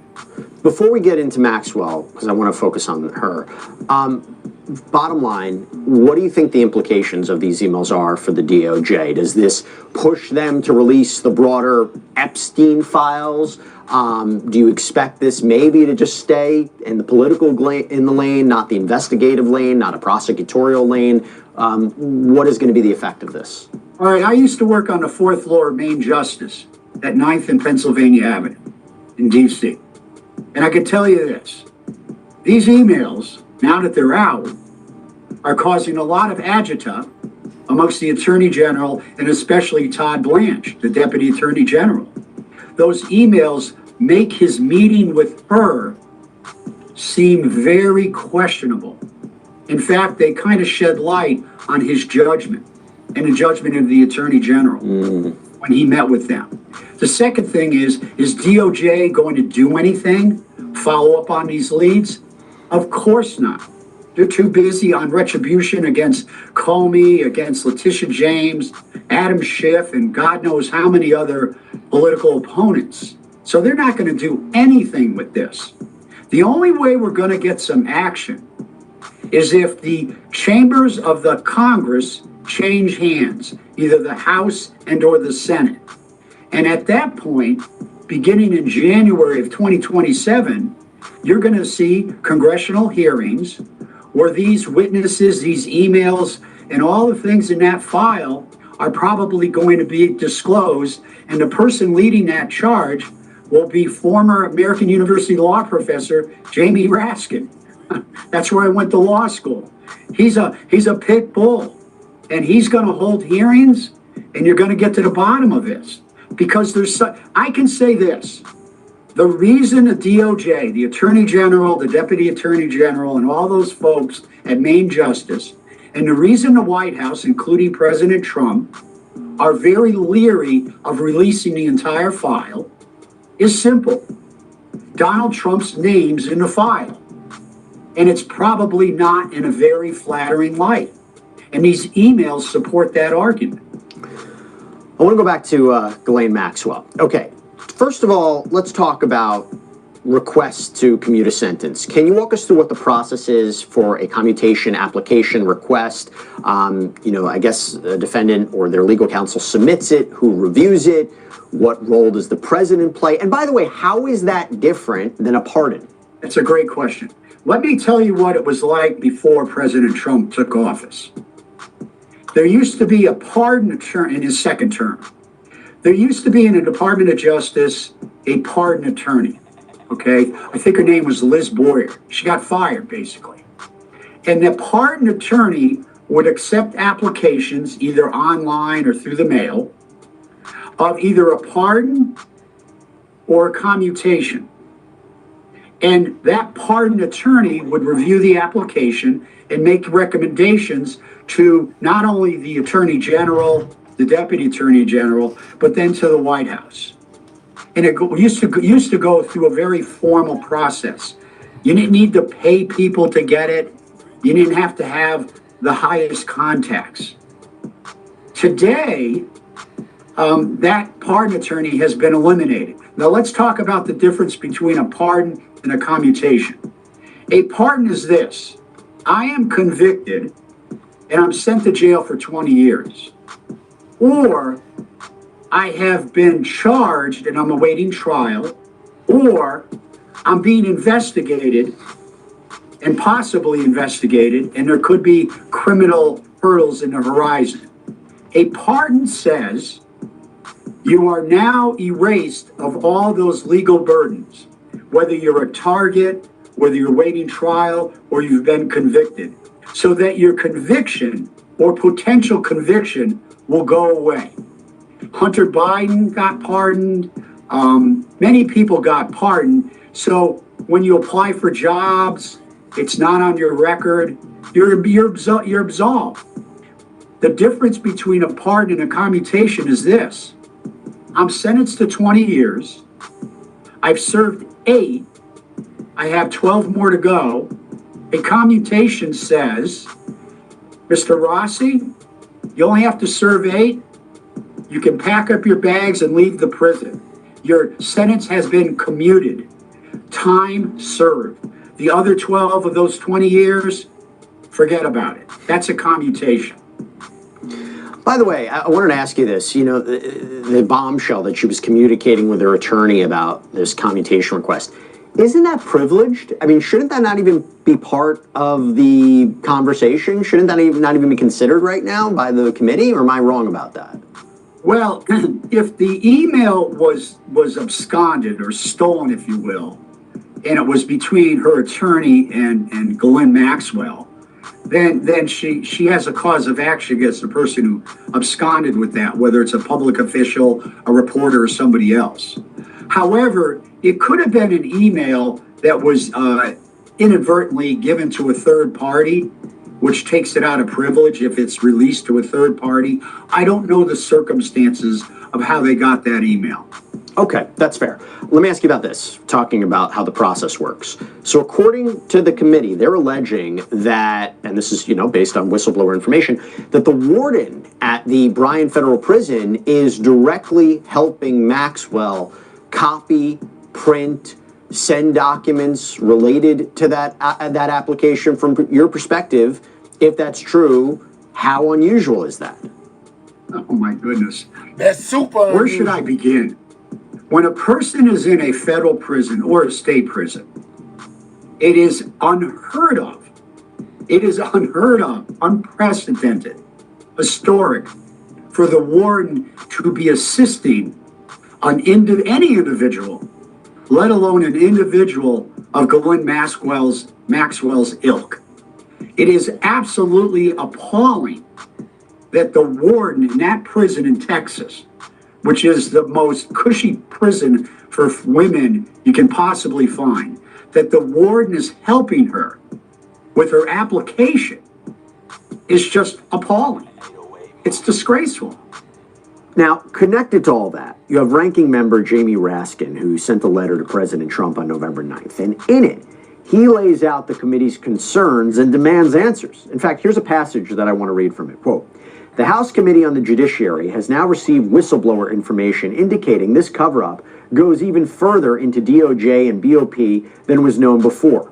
Documents and information received over the last several days by this committee indicate that under Dr. Tanisha Hall, the warden of Federal Prison Camp, FPC Bryan, the federal law enforcement staff working at the camp have been waiting on Miss Maxwell hand and foot. This information also indicates that Ghislaine Maxwell is working on filing a commutation application with your administration, demonstrating either that Miss Maxwell is herself requesting you release her from her 20-year prison sentence for her role as a co-conspirator in Jeffrey Epstein's international child sex trafficking ring, or that this child sex predator now holds such tremendous sway in the second Trump administration that you and your DOJ will follow her clemency recommendations. Meanwhile, any inmate or staff who questions or blows the whistle on the institution's grotesque pampering of a serial sexual abuser and human trafficker at taxpayer expense is being punished and retaliated against by Warden Hall. Within FPC Bryan, the deference and servility to Miss Maxwell have reached such preposterous levels that one of the top officials at the facility has complained that he is, quote, sick of having to be Maxwell's bleep. In light of these shocking revelations, I write to demand that you make your former personal attorney and now Deputy Attorney General Todd Blanche available for a public hearing immediately with our committee to answer for this corrupt misuse of law enforcement resources and potential exchange of favors for false testimony exonerating you and other Epstein accomplices. What information is Miss Maxwell agreeing to suppress in order to receive such outlandishly favorable treatment as a federal prisoner and convicted sex offender? Now, look, the question is, could all of this have started with that interview that I mentioned before? Because as I mentioned earlier, in July, Deputy Attorney General Todd Blanche, who again was formerly Donald Trump's personal attorney, sat down with Ghislaine Maxwell for what would become a 2-day interview inside the Florida facility where she was being held during the time. And during that conversation, she repeated a series of claims that prosecutors had already, by the way, disproved at trial, and in some cases, that contradicted her own sworn testimony, right? Let's play part of that exchange.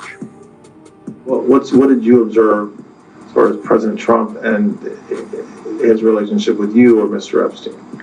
Well, I just want to say for my relationship with President Trump, relationship's a big word, but I just want to say that I met him, or I believe I may have, because it was my father in the 90s. That's Gazelle right there, guys. My father or whatever liked him very much, and he really liked his wife as well, because they were both Czechoslovakian.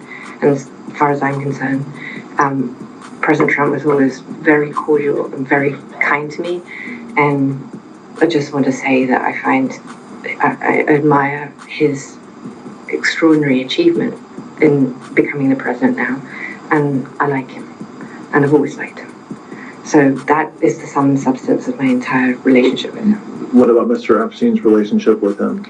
I don't know how they met, and I don't know how they became friends. I certainly saw them together, and I remember the few times I observed them together, that they were friendly. I mean, Was they're that still in friendly. social settings or was that in private settings? I believe I only ever saw them in social settings. I don't recall any private settings. Did you ever observe President Trump receive a massage? Never.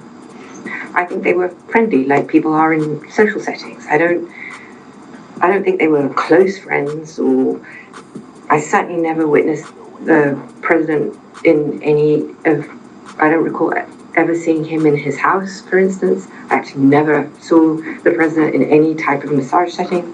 I never witnessed the president in any inappropriate setting in any way. The president was never inappropriate with anybody. In the times that I was with him, he was a gentleman in all respects. Gene, okay, going back to this interview by Todd Blanche, how much, you mentioned it before, how much is that interview affecting this analysis of a commutation request, and what are the circumstances about whether or not the president would grant or be receptive to commuting her sentence? Because she is a convicted sex trafficker, and you wonder how you might be able to justify that from a political and legal point of view. We know that the president doesn't necessarily have to provide his reasons for why he would, pardon someone or commute a sentence, but talk to me about that interview that was conducted by Todd Blanche of Ghislaine Maxwell, and how much that's affecting the conversation, because I will also tell you, it seems that the House committee is saying that the answers in that interview are essentially false testimony, yet she faced, no follow-up charges, no sanctions. We talked about the effect of these emails. Talk to me about the effect of this this interview on the commutation. Well, let me just go to the beginning. When Todd Blanche, the Deputy Attorney General, met with Ghislaine Maxwell, a convicted sex trafficker, and she had, I think, perjury charges that were dismissed because it was severed.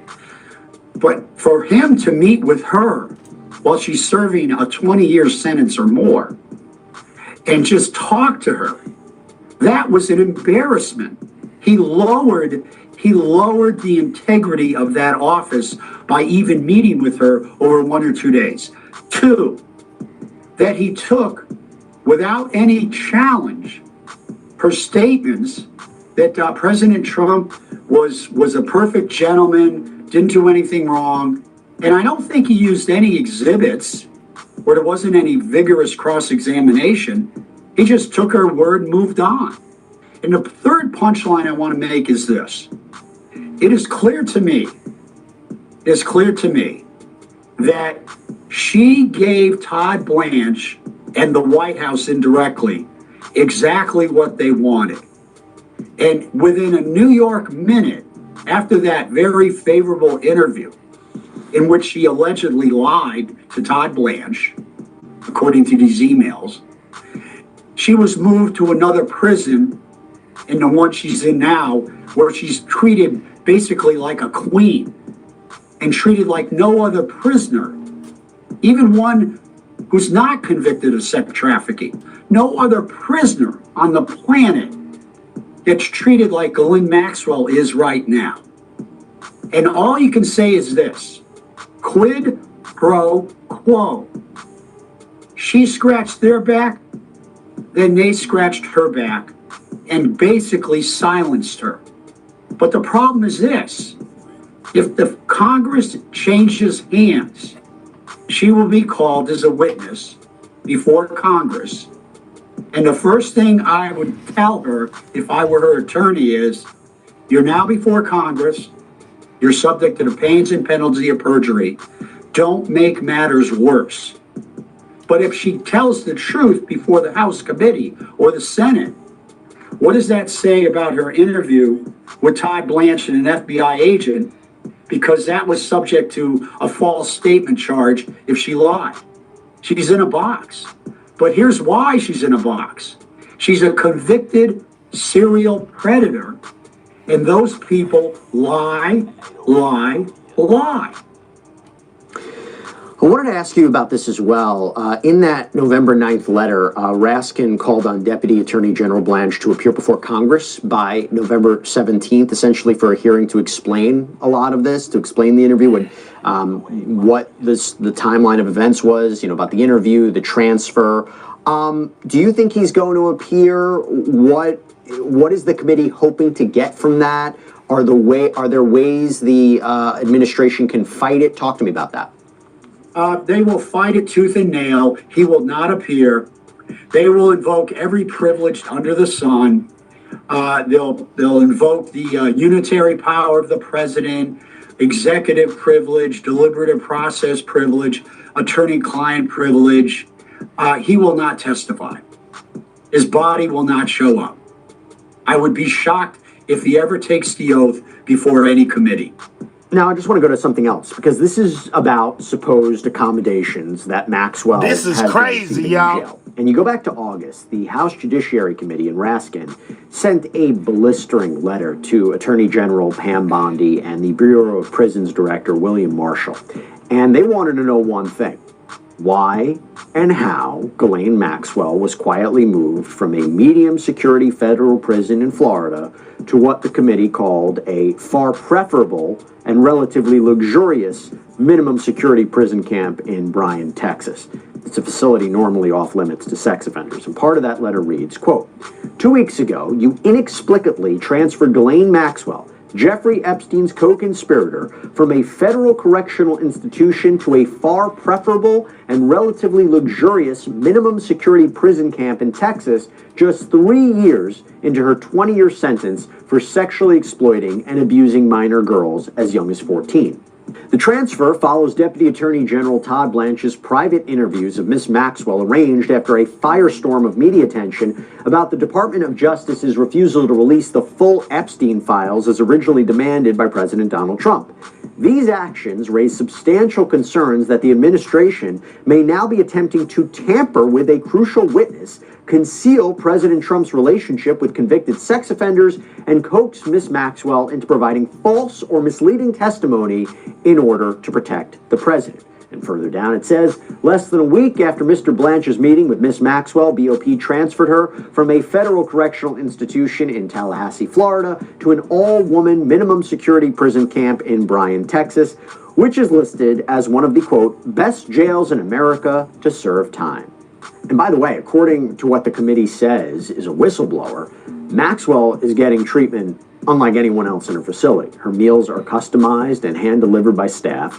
Her visitors are supposedly hosted in private catered areas with snacks and refreshments. Her communications are reportedly routed straight through the warden herself, who allegedly edits and scans her correspondence. Even when the phone lines went down for everybody else, Maxwell allegedly directed staff on who to call so she could still get through.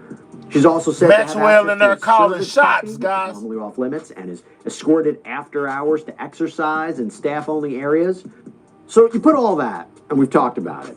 But now you have a separate development, okay? So the Supreme Court recently declined to hear Ghislaine Maxwell's appeal. She had been challenging a 2007 non-prosecution agreement involving Jeffrey Epstein, the one that she argued should have protected her from some of the charges in New York. That agreement reportedly shielded Epstein and, quote, potential co-conspirators in Florida. But Maxwell's argument was that agreement applies to and binds all U.S. attorneys in every state in the country, broadly including the Southern District of New York, and the argument was, should be protected from prosecution. The Second Circuit disagreed, and the Supreme Court didn't even hear the case. They refused to take up the case, seemingly without explanation. The fact that the Supreme Court rejected her appeal, okay, how does that affect everything that's going on right now? Well, if she hadn't gotten a ruling from the Supreme Court, then her commutation application would not be fruitful. Because when you're applying for a pardon or commutation and you're still on appeal, you could win your appeal, so you don't even have to have a commutation or a pardon. You get a new trial. So now that it's been resolved and she can't go any further beyond the Supreme Court, that helps her on a pardon or commutation application. And her attorney or attorneys are very smart. They're not seeking a pardon. That would be a bridge too far for President Trump to give her a complete pardon. But a commutation, I think, there's a 50-50 chance she's going to get it. And if she gets it, she's free to live her life out the way that she wants? If she gets a commutation, She's told, pack up your bags, and they escort her out of the prison, and she can get in a car, bus, plane, or train, and she's a free person. Unbelievable. Gene Rossi, thank you so much. Appreciate it. Thank you. And that's all we have for you right now here on Sidebar. So there was an in-depth look, guys, you know, at basically the emails and what's going on with Ghislaine, guys. She may be getting out earlier. She reached out personally to basically get something like a pardon of her sentence commuted from Trump, guys. It's crazy, man. Got moved to a low-max facility and all of that, man. Wow. And I see y'all in the comments, man. There are some people saying, man, this is bad. And then there's some people saying, oh, I don't know, this don't mean nothing, right? Well, we most definitely got to take a look at one more video where they had a great debate about this whole situation with these emails, you know, how it may affect Trump and how it may not. Let's take a trip over here to Piers Morgan, guys, where they were debating this whole situation with what's going on with Trump. Trump for a pardon and was moved to a lower security prison after saying this. I certainly never witnessed the president in any of, I don't recall ever seeing him in his house, for instance. I actually never saw the president in any type of massage setting. I never witnessed the president in any inappropriate setting in any way. The president was never inappropriate with anybody. In the times that I was with him, he was a gentleman in all respects. Well, to that point, there's no suggestion that Donald Trump broke any law or did anything wrong. Trump will argue there's guilt by association, which is presumably why he backtracked on releasing all of the Epstein files in the first place. And the White House again Hey said, guys, look, can we get the likes to 500? Double tap that screen, man. Get the likes up, you know, or you can double tap your screen if you're on a mobile device, or click those three dots, hit that thumbs up. Don't forget to subscribe to the channel if you're new. We're most definitely taking a in-depth look, you know, on what's going on with these Epstein emails, Ghislaine Maxwell, as well as the government just opened back up today, guys. Let's most definitely keep those likes moving. Double tap that screen if you're on a mobile device, or click those three dots, hit that thumbs up. It helps out the channel, man. This is Everything News, and right now we're finding out what's going on with all this Epstein talk. says it's a Democrat hoax because Democrats are the ones getting hold of the files and choosing what to selectively release, mostly having not cared very much at all about the story for many years. The response to that, not unreasonably, will be simple. Release the files and let people make up their own minds. Well, joining me to discuss all this is criminal defense attorney and Jeffrey Epstein's former lawyer, Alan Dershowitz, the Democrat strategist. Oh, they're Epstein's former lawyer, huh? And host of Endless Urgency, Mike Nellis, the New York Times best-selling author and host of The Edge, Eric Bolling, and the host of Bet News, Mark Lamont Hill. Welcome to all of you. Alan Dershowitz, let me just start with you, because you're obviously been very involved in this whole thing from start to finish and used to represent Epstein. Obviously, it's been leaked here. I would argue, I have some sympathy with the White House, in a way that makes it look as damning as possible. However, and I think it's an important however, it is certainly, on the face of it, it is stuff that if I was the White House, I'd be pretty concerned. Sure, because there's guilt by accusation in the country today. If you're accused, you must be guilty if you're suspected of this fire. I can provide some actual eyewitness testimony. I was Epstein's lawyer. I was trying to make him the best possible deal I could make. That's my job. That's what I'm supposed to do. And among the questions I asked him, as any lawyer would, is, can you name people who may have had improper sexual relationships with anybody? And if we can turn those people over to the government, we can maybe get you a better deal. And then I went through a variety of names, including Donald Trump.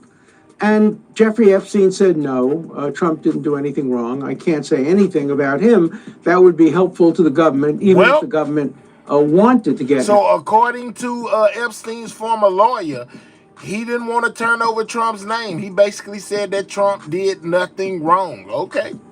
So I put that question to him. Now, I put it to him well before this email of 2011. I put it to him in 2006 and 7 when I was representing him.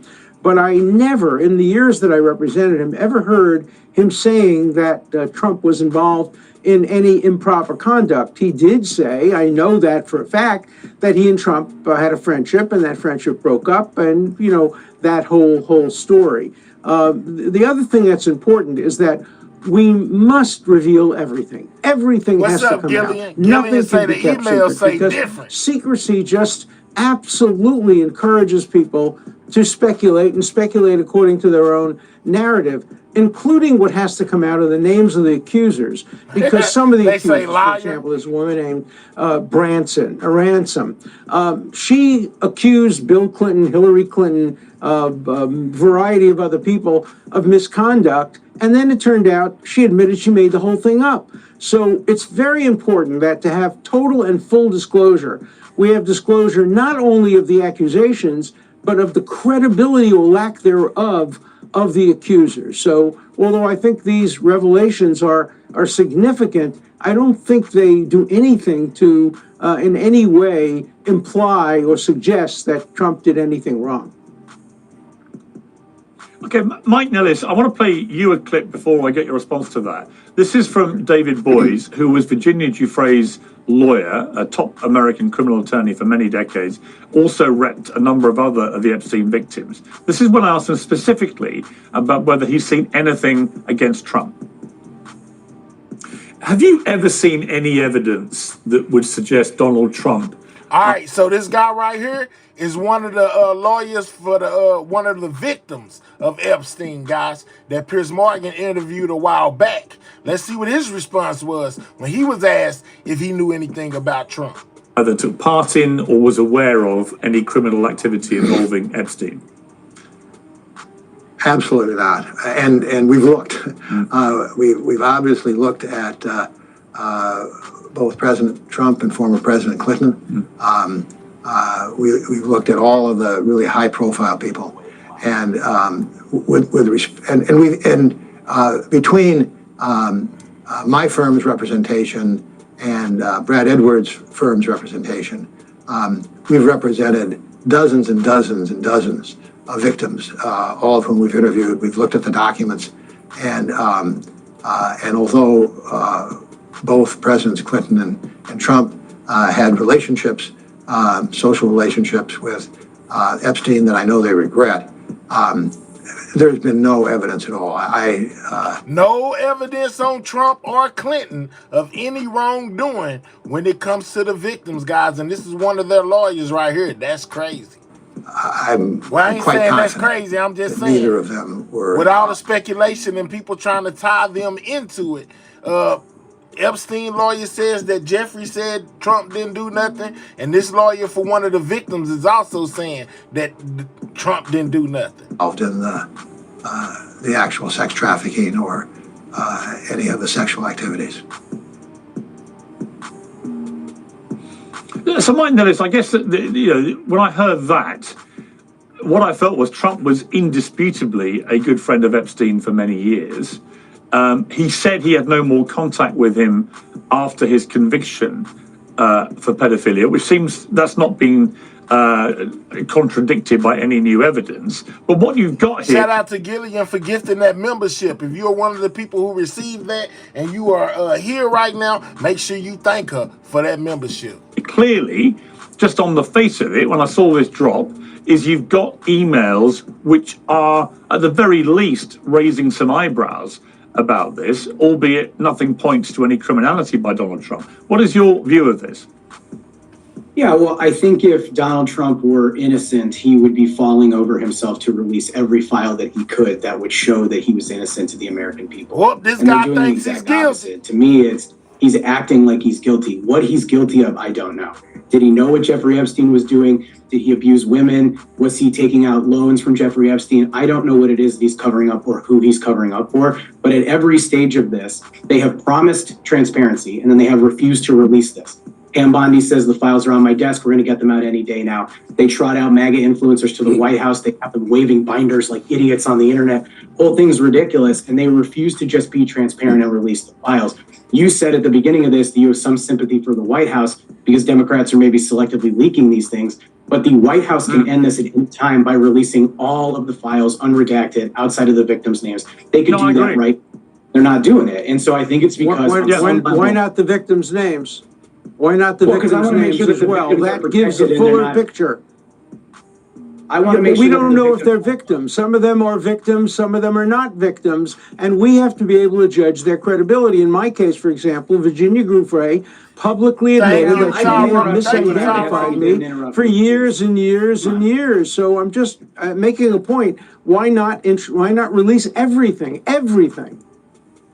Alan, one, I would ask that you don't interrupt me. I won't interrupt you if you do the same. But look, the bottom line here is that Donald Trump has the power to end this scandal right now by releasing the information. And then we can hold everybody accountable, Democrat, Republican, everybody in between. But right now, this White House exists to protect the rich and the powerful, and they are protecting people whose names are in there. Maybe Donald Trump is guilty, maybe he's not. I don't know. These emails today sure make him look guilty as hell, but they refuse to do the right thing and just release these files. They could end this at any time. Today's show is sponsored to very familiar part.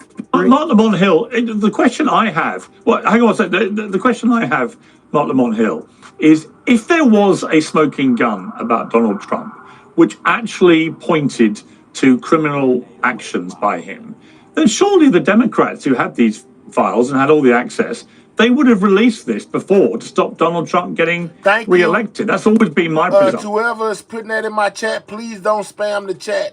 If you continue to spam the chat, you will be blocked. It's like there couldn't have been a more incendiary political weapon if they'd wanted to use it, but they didn't, which suggests to me there isn't a smoking gun in there. And this drip, drip, drip stuff is very, entertaining for the media, gets us all going. It all looks a little bit, what's all this? But it doesn't really change the bigger picture of, is there any evidence of any criminality? I don't necessarily see it that way. First, We're 3 likes away from 500, guys. Please double tap that screen. If you're on a mobile device, so click those 3 dots, hit that thumbs up. Hey, JoJo. Underestimate Democrats' ability to lose elections and have bad strategy. That's the first thing. Second thing is, it is entirely possible that there is a smoking gun buried in there. And my fear is not that there isn't a smoking gun, but that there's also a smoking gun that implicates a bunch of Democrats. Judge Scott, who you talking to? Never mind, they got you up out of here. You took a rocket ship. You got deported faster than the illegal immigrants, guy. My moderators got you right up out of here. Democrats. The issue here that you have to think about, potentially, is that Donald Trump is guilty of something, but so is, I'm just going to throw a name out there, Bill Clinton, because his name has been bandied about a bunch, and a whole bunch of other folk. And sometimes the powerful protect the powerful, not because they like each other or because they care about each other, but because it's a mutual assured destruction. I think that's why, and it's a rare day, but I agree with Alan Dershowitz that we need full transparency. We need all the documents released. We need all the information released. And let the American people make determinations about what's true and what's not true so that we don't have to do this drip, drip, drip stuff. And then finally, the one place where I would disagree with Alan is when he says that there's no even implication here that the president did something wrong. I mean, when he says, and I'm going to redact the name because he redacted the name, victims spent hours at my house with Trump. He has never once been mentioned and referred to him as the dog that hasn't barked. And then said, Trump said he asked me, of course he knew about the girls. As he asked Maxwell to stop, I asked Ghislaine to stop.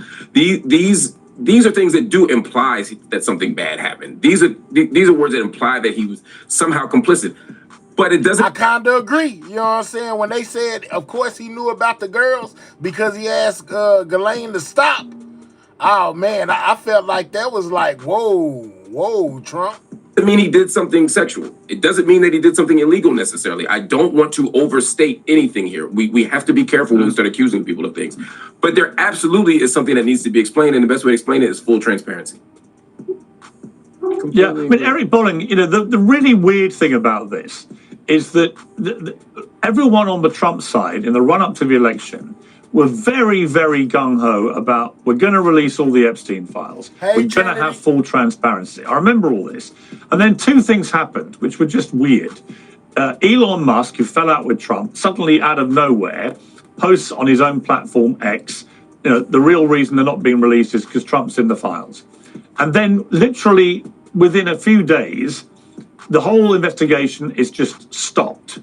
And there is no full transparency. There is no release of all the files. And so if you're looking at this with a cynical eye, or maybe perhaps a conspiracy theory eye, who knows? But, if you're looking at this, you're thinking, well, what's gone on here? Why was everybody, I had members of the administration on my show saying, we're going to release everything. We can't wait to do it, blah, blah, blah, blah, blah. And then it didn't happen. And now you've got kind of what I would call political death by 1,000 cuts. We've seen it with formerly Prince Andrew in the UK. He was done in by leaks from similar leaks of emails. He's now lost everything in the last couple of weeks because of those leaks. We're now seeing the heat on Trump. I suspect there are lots of other high-profile names left in these files we haven't seen. David Boies suggested to me that between 6 and a dozen high-profile men named in the files probably deserve a criminal prosecution. So there's a long way for this to go. Can you make sense of how this is all played out? No, and thank you for having me, Pierce, by the way, and great panel. Let me take this a little bit different. First of all, guys, we have a lawyer on the panel, at least one, maybe two. An implication is by no means evidence. Now, we heard the email say, regarding Jeffrey Epstein telling someone, Trump knew about the girls. That could be anything, you guys. That could be knew about the girls that Epstein was taking. Yeah, but when it comes from Jeffrey Epstein saying Trump knew about the girls, I don't know, man. I don't know. That's kind of tough right there. I don't know, man. That's almost like an admittance that he knew what was going on. That's my personal opinion. From Mar-a-Lago, because we know he was grabbing women that were working at Mar-a-Lago, bringing them to do his nefarious things that he was doing with them. We're jumping to a conclusion, and that's the problem with politics and the media, frankly. The media today, right now, Pierce, none of this stuff has been vetted. There's no context to any of these leaks and these now Democrats in the Oversight Committee releasing piece by piece, little bits here and there. I agree with you, Pierce. If there was a smoking gun, we would have known about it by now. If, God forbid, there's a smoking gun, Trump's involved, and then there are Bill Clinton and other donors involved, and everyone said, hey, you know what, wink, nod, let's just all keep our mouths shut. That's the problem with D.C., and I don't think Trump is in that camp. I also agree that Pam Bondi and Kash Patel came out of the box. They leading up to their confirmation, right into their confirmation, right out of the box, they said we're going to release the Epstein files in full, unredacted. The whatever those packets were that some influencers were waving around at the White House. Good, AJ. I don't know what changed, but they really, really shot themselves in the foot with the base, MAGA. MAGA wants to know who did what and when. I don't even think, I'm going to go out on a limb here. If Trump's name was in there and he's implicated, I don't even think it would move the needle on his approval rating within MAGA.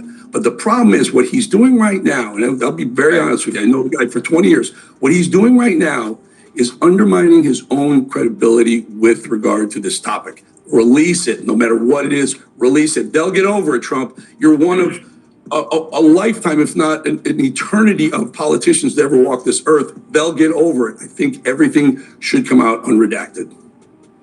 Here's, can I add something real quick? They asked you before you posted your comment, will it affect Trump? That's the poll, my guy. Vote on it. Make sure you double tap that screen too. That's how you hit the like button, or click those 3 dots, hit that thumbs up. I would appreciate it. It helps out the channel. Oh yeah, subscribe if you're new. Rarely. I was going to say, Mike, I will let you respond, but it's very unusual to have all 4 panel members agreeing about the fundamental point, which is, I think we all believe the best way for this to be dealt with is to release all the files. What do you want to say, Mike? Back to Eric. Yeah. Well, I want to add something that this White House and Donald Trump are making an intentional political decision. They've decided that this not knowing, this drip, drip, drip by the Democrats, this conversation about what Trump may or may not have done is better for them politically than just releasing all the files. So they've decided with great intentionality here that they'd rather keep something hidden, keep a conspiracy out there than just show people whatever the truth is. Again, I don't know what Donald Trump is guilty of or not guilty of, but I do know that they're hiding this and they've decided that this is politically better for them. There's a very good chance it could be that they're going to wait until. Let me come to, hang on. Sorry, don't all talk at once. I want to bring Alan, I want to bring you in to respond to that, but I do want to just remind us of what Virginia Giuffre says in her book, which is a #1 bestseller right now, obviously released. Which is the book that we just watched a couple of minutes ago about, that Nancy was talking about. You know, where one of the victim of Epstein basically wrote a book. You know, the one that unalived herself. She wrote a book about her the things that went on with Epstein. Posthumously after she so sadly took her life. But she said, she described the first meeting that the real estate mogul Trump had in 2000, as he was then, with her father, Sky Roberts, when he was working as a maintenance man at Mar-a-Lago in Palm Beach. They weren't friends exactly, but Dad worked hard and Trump liked that. I've seen photographs of them posing together, shaking hands. Trump couldn't have been friendlier, telling me it was fantastic that I was there. But she made it clear in the book that she did not. Okay, if that's fine. Somebody said her book has been published. That's fine. You know, but there's people that didn't know. I most definitely know. But Nancy most definitely covered it. Now Pierce is talking about it. So I felt that it was only right that I let my audience know that one of Epstein's victims had a book out, in case they didn't know. Have any issue with anything Trump had done. And so if as the Daily Mail was the first report today, the redacted name, and now we've had the White House confirm it, if the redacted name is indeed Virginia Giuffre, then the fact that he spent time talking to her, given that she used to work at... Unalive, you kind of catch the drift. They don't want you to say the exact word on YouTube. You know, YouTube is sensitive, and there are certain trigger words, so I avoid using those trigger words. So if I say unalive herself, then you kind of get the drift of what I'm saying, Mr. Politically correct. Oh, I speak proper English. Say it exactly how it is. You don't worry about it. If you don't catch the drift, don't worry about it. You know what I'm saying? Don't come in here trying to correct me, because you don't run nothing over here, sir. Mar-a-Lago, even as Epstein's property, which all looks bad, but the fact that it's her, that redacted name, and she's on record now in her own words saying he never did anything wrong as far as she's concerned. You know, you put all that together and you've got to think, well, why did they redact that name? Have they done that deliberately to stir up a political point scoring thing against Trump? Because once you know it's Virginia Giuffre, and once you know what she has said about Trump, it's nowhere near as damning. No, of course I agree with Alan, that. that's for you. And the fact that Virginia Giuffre is mentioned is very significant because she's written the bestseller. She falsely accused me and then admitted that she may have misidentified me and, you know, destroyed. What's your name? Chief. All you got to do is Google them. My Google life the for words, years and years and years based on a possible misidentification. So putting her name out there is very, very important. But I want to correct the record on the White House. It's not the White House that's keeping a lot of the most important material out. It's judges. 3 federal judges in New York have sealed depositions. I want those depositions out there. The depositions include depositions of Virginia Giuffre. They include depositions of other alleged accusers. And these judges, not the White House. The White House has no control. When judges seal materials, there's Judge Preska, there's Judge, I can name 2 or 3 other judges. And the New York... Jennifer, you say unalive is a dumb word. Well, you was a dumb person for typing that in the chat. You just got deported. We'll holler at you. Go find you some people that use smart words. Yeah, yeah, go find you some people that use smart words then. You know what I'm saying? If that makes you feel better, since you want to type in my chat talking about a dumb word. You was dumb for typing that because it just got you deported. We'll holler at you. Times, and Pierce Morgan ought to be making an application to these judges and demanding that these transcripts be revealed. Because if there are any smoking guns, if there are any serious accusations, they're in deposition transcripts. In my case, in the case of Ghislaine Maxwell, and in other civil cases, that have been sealed. I have been trying to get all these depositions unsealed, and these judges won't do it. Chief, it's fine if you want to go. That's fine. I'm just saying this, man. Don't disrespect me. Don't disrespect my moderators, and don't disrespect other people in the chats. In the chat, don't be asking no dumb questions. Don't be trying to tell me what to do, because you don't run nothing over here. And as long as you don't do any of those, you'll be fine. But if you step outside those lines, we'll most definitely get you up out of here. So let's put the blame where the blame belongs, on federal judges who are protecting some people, and that shouldn't be happening. Alan, so let's get everything out there, I think we're including mixing the apples and deposition. oranges here. Yeah, no, sorry. I want to make sure that people understand the depositions that Alan is talking about represent about 3% of what would be considered the Epstein file. That's the estimate on that. So 97% I don't agree of documents. I don't agree with that. That's the estimates that are out there. I bet that's like the 97% more than of the 10%. documents that haven't been released are in control of the White House and the DOJ. They could end this at any time. Yes, there are some things that are under seal, but the No, vast they majority can't, because they can't get the judges. It'll never end as long as judges are sealing documents. depositions. That's correct, Alan, but it is Yeah, but the other Well, let's get them out there. Control their destiny. I know what's in those documents. I know something you don't know. I know what's in those documents. It's awfully That's why convenient it's for so you, Alan, important in to this get moment to these tell me that you know judicial something. documents out there. I want them out there. If the judge will give me permission, I have them in my possession. My lawyers have them. Judge, let me give them to Pierce Morgan. I want to give them to Pierce Morgan. Finally, somebody gets it. Let's go. Soup 7. Soup 7 say the live could get flagged if you don't misspell certain words, because YouTube has rules. You can't be on here talking about the S word. So that's why he says unalive. Somebody with a proper education that understands what's going on, because a lot of these people just like to talk. They don't know what's going on. Shout out to you, my guy, for understanding. Why, Judge, are you preventing me from disclosing material that would be very, very important in putting a whole picture on this thing? Well, I agree we should put those things out. Okay, I want to bring in. Hang on, guys. I want to bring in Mark Lamont Hill. Mark, aside from this, we also have the ongoing situation with Ghislaine Maxwell. House Democrats have said this week that she's preparing to formally ask President Trump to commute her federal prison sentence. She's obviously now in a okay, all right, ma'am, my bad, woman, lady. She told the Deputy Attorney General Todd Blanche in an interview earlier this year that she never witnessed the president in any inappropriate setting in any way, and didn't ever recall seeing Trump at Epstein's house, although she had seen him in the social settings. What's interesting about that, I think, is that these emails seem to suggest that she must have known Trump had been at Epstein's house, because Epstein's emailing her about it. So rather like with Andrew, the artist formerly known as Prince, although he's not an artist, rather like him, they're being damned in a way by these email leaks contradicting their public statements. And then if you think, well, if she's lying about that, if she's lying about knowing that Trump had been at Epstein's house, Eric Klain, don't worry about it, my guy. You know what I'm saying? Don't worry about what the S word is.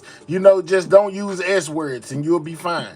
which seems to be the case. What else is she lying about? And obviously, she has a vested interest in saying whatever it takes to get Trump to commute her sentence. So all of that is going on as well. Yeah, I mean, if I were sitting in a prison and Donald Trump were the person who could get me out, I would say that I saw the JFK assassination. I mean, like, it doesn't matter what the thing is if I need someone to get out.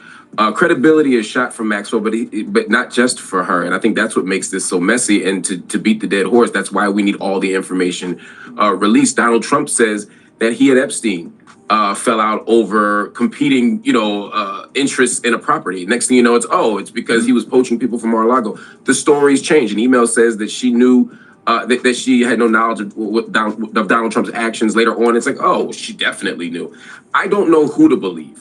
I don't know what to believe when it comes to these people involved in this scandal, because all of them seem to be saying contradictory things, and that's the danger. But I can guarantee you one thing: her tune will not change if she's up for a commutation, because that's just human nature. That's just common sense. You know what's interesting, Eric, I'm just checking here some background information we had before we did this panel. In a 2016 deposition for a civil case, Virginia Giuffre was asked if she believed Donald Trump had witnessed the sexual abuse of minors in Epstein's home. She said, "I don't think Donald Trump participated in anything. I never saw or witnessed Donald Trump participate in those acts, but he was in the house of Jeffrey Epstein." Then she added, "I've heard he has been, but I haven't seen him myself, so I don't know." Now, again, the significance of that, which is 9 years ago, is that clearly from the Epstein leaked emails today, he's talking about seeing Virginia Giuffre in his house with Donald Trump for a number of hours, which would contradict her statement there, made 5 years after that email was sent, saying, "I haven't seen him myself, so I don't know." So again, what we're seeing is a kind of, through these leaks, because they're coming selectively, we're just seeing a lot of stuff that's been said publicly by everybody involved, seemingly, getting contradicted by the leaks. But we don't have all the leaks, we don't have all the information, and it's quite hard to work out proper context for this stuff. Pierce, and the sad part is being this far removed from when the actual nefarious operations, things were going on in the island and also in Manhattan, et cetera, around the world. We're looking back, and now all of a sudden, any sort of crossing paths with Jeffrey Epstein is some sort of guilt or an indictment of Trump or anyone else. Let's not forget, Bill Gates was at many high-level celebrities were at this island. Did they participate in the sexual rape, the pedophilia going on? No one knows, but certainly because they've crossed paths or Epstein casually mentioned someone's name in an email that, yeah, that guy knew, doesn't indict them, doesn't make them guilty of it. And what's happening is now the Democrats are releasing this the way they are. And frankly, the way the Trump administration handled the original, we're going to release and then pull back, is creating this media circus around it. Clearly, it's a media. Epstein has massive appeal to the consumer, to the news consumer and the political consumer. I just don't think it's going to have a political influence the way the way I believe the Democrats think it will. My guess is there may be some sort of smoking gun with Trump, but it also will incorporate some high-level donors on both sides, maybe some friends of Trump, certainly some friends of Biden, or it would have come out during the Biden administration, and everyone's staying quiet. And once again, the American people get screwed. We get completely blindsided by the swamp and the disgusting shit that goes on. You know what's even bigger than this that no one's talking about? The $100 or $200 million that congressional members and senators have paid victims of their own sexual abuse. Yet we're worried about whether Donald Trump knew or didn't know what was going on at the Epstein mansion when it was going on. At this point, who the hell really cares? Terrell, don't worry about me watching my comments, bro. You just want me to talk to you.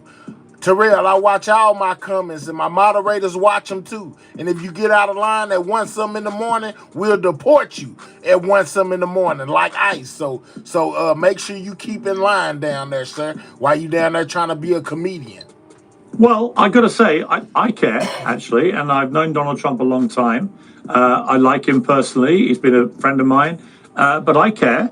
I care because 2,000 young women and many underage girls were abused by a lot of rich, powerful people, and we still have only had... Now, you keep in line. Let's get Terrell right up out of here. Don't you ever come over here trying to sass me, boy. You just got deported. You ain't got a green card anyway. You know what I'm saying? You are not a member. You don't have any kind of say-so. You don't support this channel. You probably didn't even hit the like button. We'll holler at you, Terrell. Congratulations. You just got deported. One person held accountable for that, and it was Ghislaine Maxwell, a woman. Right, so no man has ever been held properly accountable. Epstein cheated accountability by, I believe, taking his life. Others think otherwise, but I think he probably did. I don't mean, Alan, Pierce, what I want to bring to you to belittle the victims. So I'm not belittling the victims. I agree that anyone who's known to have participated in this as a man, or anyone who facilitated the abuse, the pedophilia, Ghislaine Maxwell and others, should be held accountable, should be in jail. I absolutely agree. I meant for Trump politically, release the stuff. Let people know. If you owe back taxes, network with the information for you. Advertisers at IN.com. Press VPN. number of best-selling books about Donald Trump. He's in this new batch of leaked emails. It's kind of fascinating. I mean, it's no secret that he has, I think, over 100 hours of tape. It's no double standard. I just told you. I just told everybody, plain and simple. Don't disrespect me.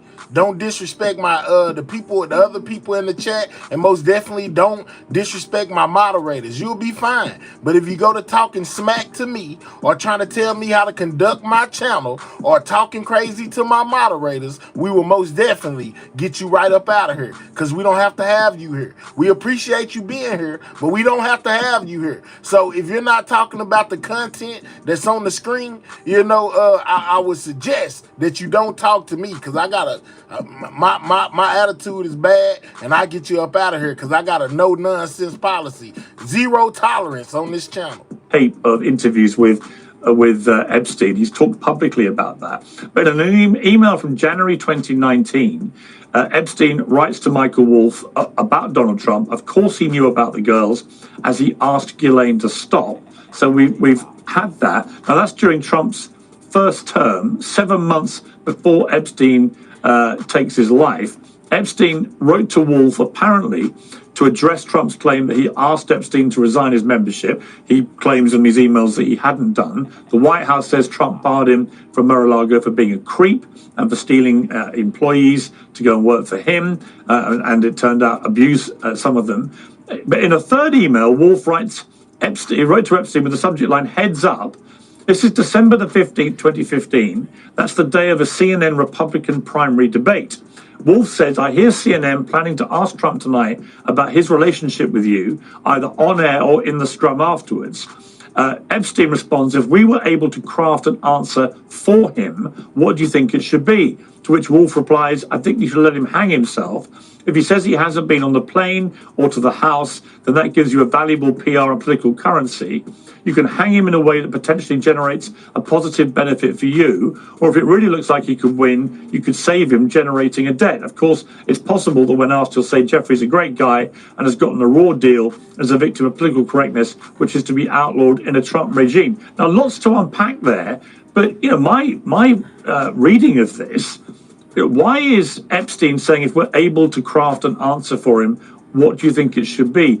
Should we read into that he's maintaining some contact with Trump, that he actually would want to send his thoughts to Trump? And then you've got a pretty sort of, Michael Wolff's role in this is obviously clearly very, some would argue he's just being a classic investigative journalist, but the sort of way he's plotting for Trump to hang himself, as he puts it, by answers that it looks like they may give him to say, it all looks a bit weird, doesn't it? It does, and we have to understand too that when Jeffrey Epstein talks to a journalist, he's talking in his own self-interest. So we have to ask questions about what is his motive. Is he telling the whole truth? Is he trying to curry favor? Is he trying to attack? We know that Jeffrey Epstein was an extraordinarily manipulative guy, and so you don't take at face value anything he necessarily says, especially when he says it to an interviewer who's going to be writing a book, which he hopes will be favorable to him. So I think skeptical minds have to be kept open, which is why every piece of documentation has to be revealed. Nothing. By the end of this, there shouldn't be a single piece of paper, a single recording, a single videotape that has been suppressed until... For my people that's just now getting here, this is Jeffrey Epstein's former lawyer that's talking right here. This guy right here used to represent Jeffrey Epstein. This is his former lawyer, guys, his attorney.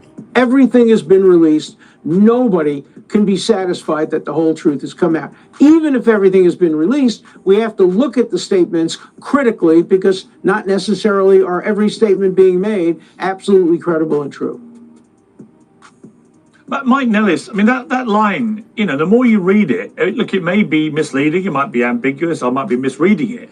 But for Epstein to reply to Wolff when he's told CNN are planning to ask him about his relationship with Epstein, if we were able to craft an answer for him, what do you think it should be? I mean, is there any other way of reading that than that Epstein is still in contact with Trump to be able to do that?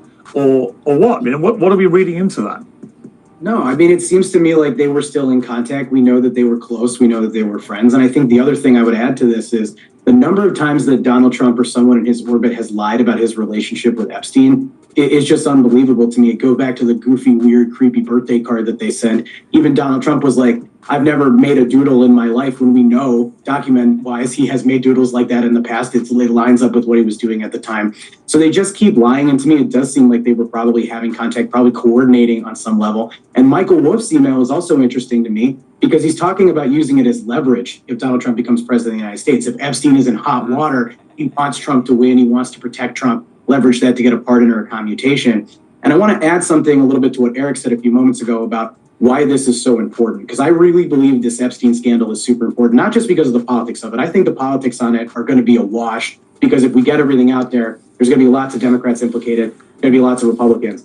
But we're in this situation where a lot of people do not believe that the federal government is going to take care of people, and that this government right now under Trump is a protection racket for billionaires and incredibly wealthy and powerful people. So we need to make sure that all these documents get out there, that these people are exposed, that people are held accountable, and they get some justice for these victims. I think that's incredibly important, regardless of the partisan politics of it.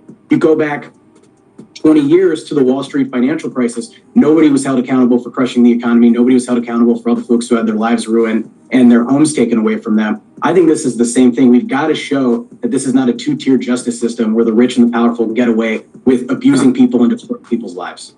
Can I just jump in there? How unique and hypocritical that is for you to say, Mike. Thank you for jumping in on the political nature of whether the political needle moves or not. No matter what's in there, I agree. I think it's going to be a wash, no matter what names are on there. I find it kind of funny now. You're talking about equal justice applied under the law when the guy Trump just went through 4 years of the most ridiculous, unequal, two-tiered level of justice that we've ever seen. Alan can weigh in on this if you think I'm wrong. I mean, they were making felonies out of misdemeanor charges just so they can see if they can get a felony attached to Trump. And now all of a sudden, I think the Democrats were wrong. The lawfare that went on for the 4 years is wrong. And I also think that Trump should release this no matter who was in it, even if his own name is smack dab in the middle. One final thought. Let's not forget, Donald Trump told his people to disenfranchise Jeffrey, give him back his membership, get him away from Mar-a-Lago. There's a reason for that. I mean, this finger pointing is nonsense until we have the names and context of what's going on. We can't indict and convict Trump until we know what happened, and then he goes through due process. That's my final thought on but let's on understand, this, whether Trump's guilty or not. Can I respond to that, Pierce, real quick? Sorry, just because it was directed to me. Yeah. I mean, one, I disagree with the assertion that there was a two-tier justice system for Donald Trump. I think Donald Trump has committed many crimes and he should be held accountable for that. Fine, we're going to disagree. I look forward to you speaking out with just as much veracity as you just had when Donald Trump, indicts Adam Schiff this week, which is supposed to be rumored over some bullshit stuff that they've trumped. Shout out to that $5. It said, thank you for making me laugh while doom scrolling broke. Appreciate you, man, for that 5-piece. No problem. I'm done. I'm sure that there have been times in the past under Democratic and Republican administrations where the DOJ didn't do its job the way that it should have. But in this administration right now, Donald Trump is personally interceding, firing and removing people who aren't going after his political opponents. The stuff with Tish James, James Comey, it's all bullshit. And it shows you that everything that Donald Trump does is about his personal. He's going after these people for the same things that they went after him for, which were bullshit in the first place. I don't agree with that. Let's remember. Are you kidding me? Joe Biden. Let's remember what Tish James. Joe Biden's not the one who ordered that stuff. Tish James went after Donald Trump for how his mortgage was prepared on a document when she was doing the same damn thing. But hold on, there's a different thing here. At least be fair. At least be fair about this. Eric, let me add something though, because the difference is most of these charges that Donald Trump has had the DOJ bring against Comey and Tish James and others, they're likely going to be thrown out. The difference is that Donald Trump was found guilty by a jury of his peers of fraud. Now it's in the past now. The American people decided they didn't care about that. But if you think it was wrong, peers is very, very well, let's set the record straight. Creative on your part. Let's set the record straight on Tish James. Tish James ran for office. The only time I've ever heard a prosecutor do this since Stalin's time. Oh, Jesus. Lord have mercy. I done took the sound out. My bad. Hold on.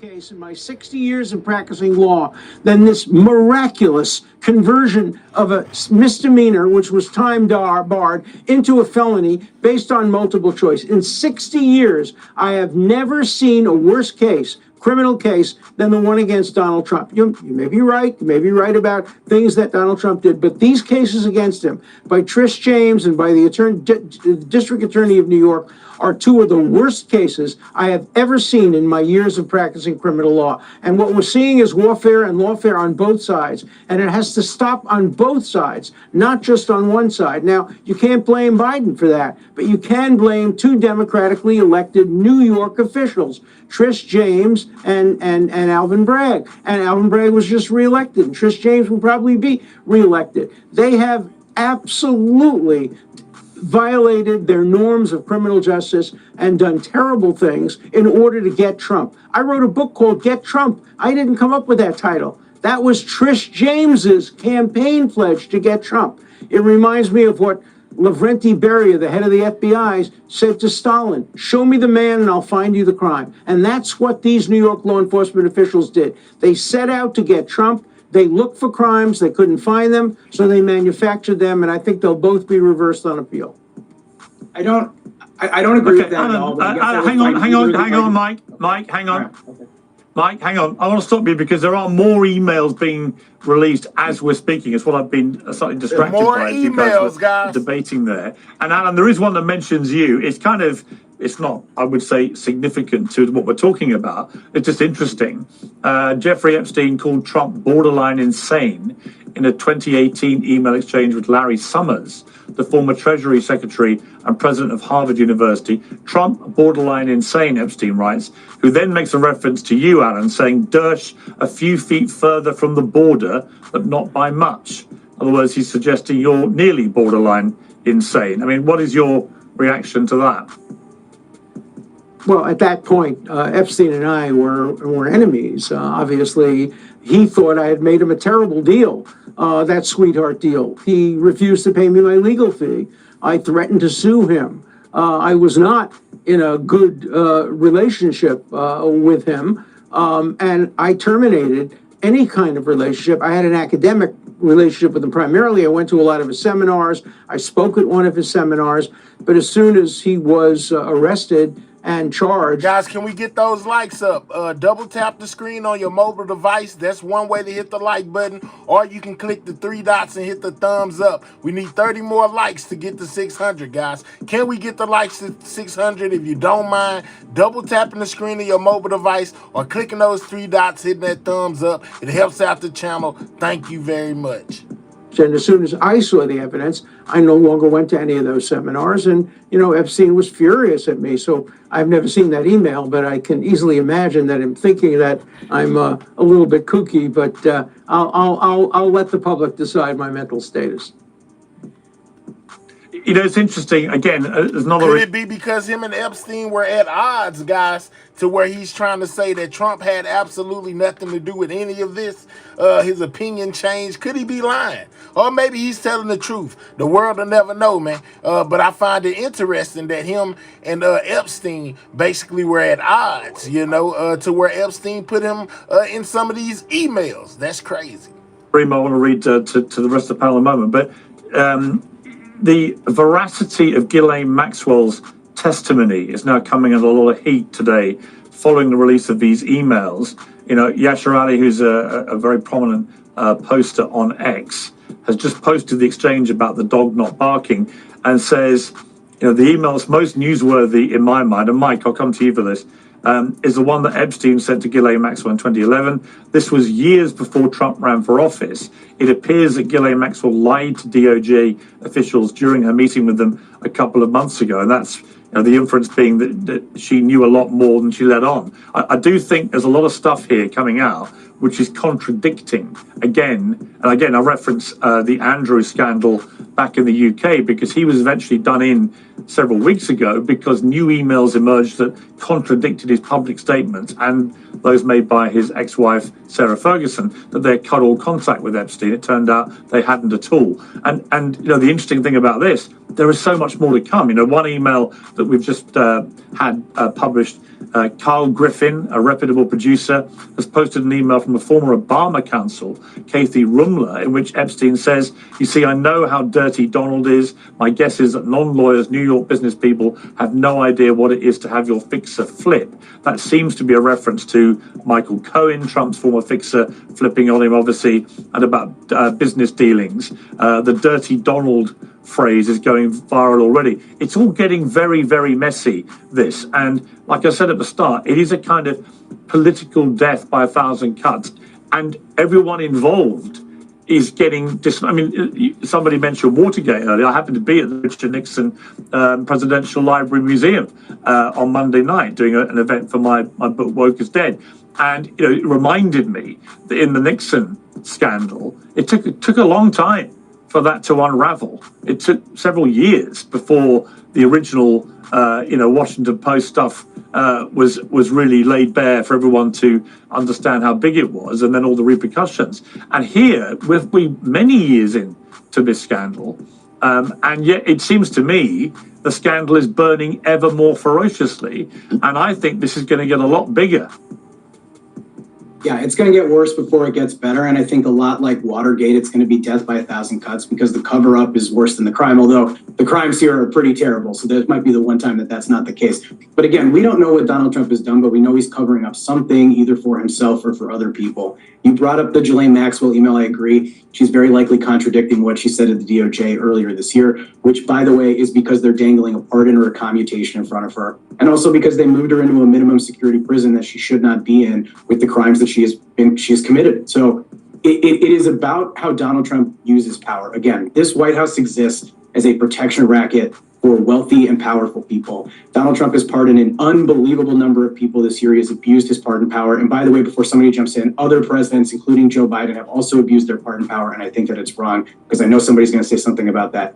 But Donald Trump has pardoned cop beaters, he has pardoned drug dealers, he has pardoned other sexual abusers. He's dangled his pardon in front of Ghislaine Maxwell. So did Clinton, so did Biden. I already addressed that. Mike, do you honestly believe? Okay, so Jeffrey Epstein committed suicide in prison in 2019. So we've had the full extent of the Biden administration to dig into this, to find out. They had the Department of Justice had everything that the Trump Department of Justice has. And you're going to tell me now that somehow Biden either missed it or decided not to release Donald Trump, damning evidence on Donald Trump as he's about to become reelected when all they wanted to do was make sure he wasn't reelected. If there's a smoking gun with Donald Trump's name on it, I'm positive we would have seen it before the 2024 election. I would bet one of my last dollars on that at least.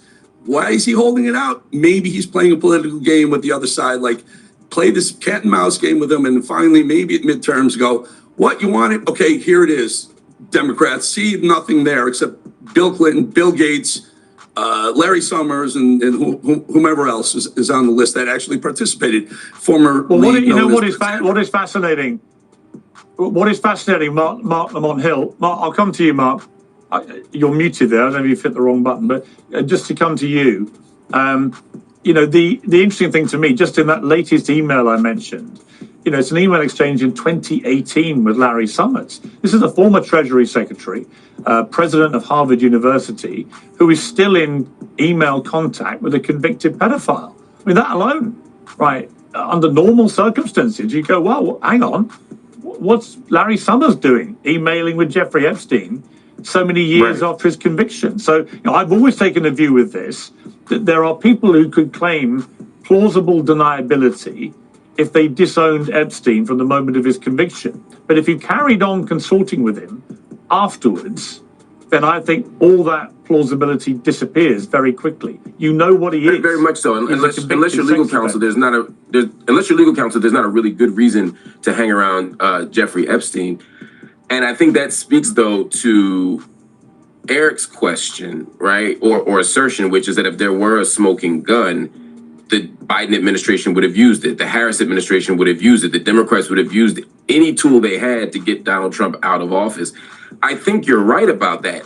if, and this is a huge if though, Eric, if the only smoking gun is one that implicates Donald Trump. But as we said earlier, it's the most likely scenario, quite frankly, is that they're all guilty. Is that a whole bunch of people who are rich and powerful, who are red and blue, Democrat and Republican, all did a bunch of really crazy stuff, and it's mutually assured destruction. It's not that Biden was holding back because he loves Donald Trump or because he was scared to play that card. It's that playing that card would implicate a whole bunch of people who donate to his campaign. It implicates a whole bunch of people who support him and who have power that operates outside of the government. Sometimes I tease or make fun of really the conspiracy theorists on the right and the left, but sometimes they're not wrong. Sometimes it's kind of what it looks like. And so I think that's the most likely outcome, is that there's a bunch of powerful people who did a bunch of foul shit, and they're doing everything they can to cover themselves at every turn. You know what though? But sometimes and it may be. Well, hang on, Eric, hang on one second. I mean, to that point, it may well be that as Trump got informed, I don't know, or the White House or somebody got informed of all the other high-profile names in there, there are also prominent donors to the Republican Party, for example. I know from David Boies, the criminal lawyer, that he says there are maybe half a dozen, maybe more high-profile names in there who should warrant criminal prosecution. And who are they? Why is anyone wanting to protect them? Let's remember, too, that Virginia Giuffre, in her new book, names names. She names names. Whether they're falsely accused like I was or whether they're truthfully accused, I don't know. But she names the man who invented artificial intelligence. She names the governor of New Mexico. She names the U.S. representative to the United Nations. She names a prime minister of a foreign country. She names Jacques Cousteau's granddaughter. She names so many prominent names. They're all in there. They're in the book. Now the question is it true? Should there be investigations like there was extensive investigations of me, and I was vindicated? I was able to prove that I was nowhere near her. I never met her. I never heard of her. It was just a completely case of mistaken identification. So you were implicated as well, sir.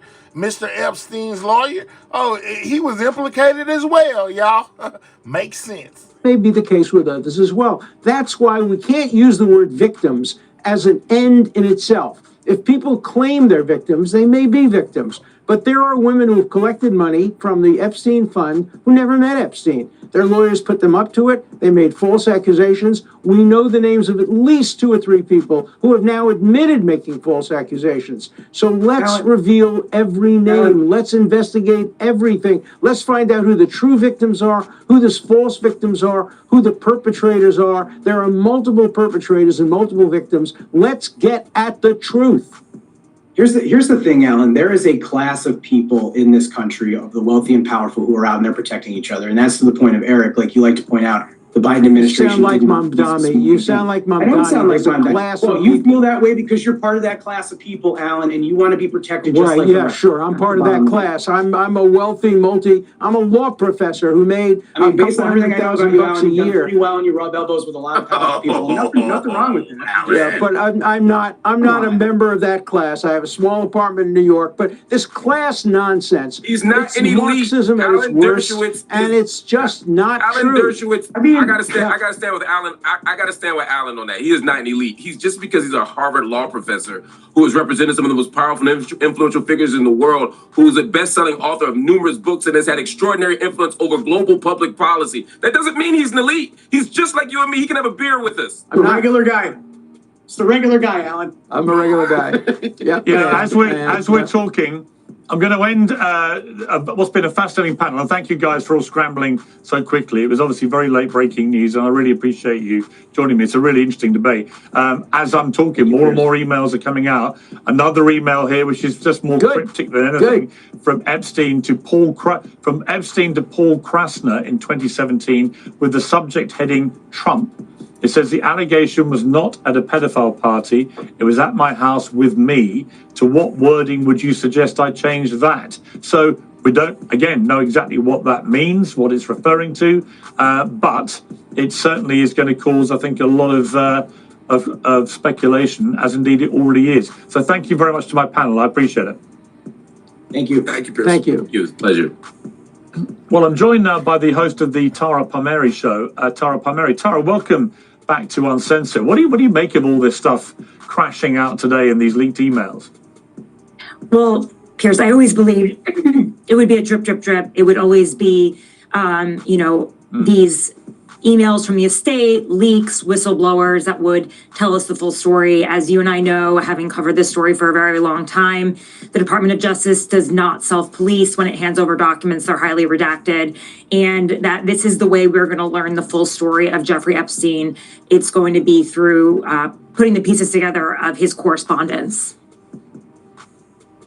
You knew, obviously, Virginia Giuffre very well. She appears to be the redacted name that Epstein's referring to in this already quite infamous email, where she talks about the dog that hasn't barked being Donald Trump. She made it clear, I think, while she was alive and in her posthumous book, that Trump, as far as she's concerned, never did anything wrong. What do you read into that email in particular? I think it's really interesting. I spent a lot of time with Virginia Giuffre, and I did find her to be very open, but I also sensed that there were places that she wouldn't go or didn't want to go or had fear about going. Her story is it's a story that involved a lot of really powerful people.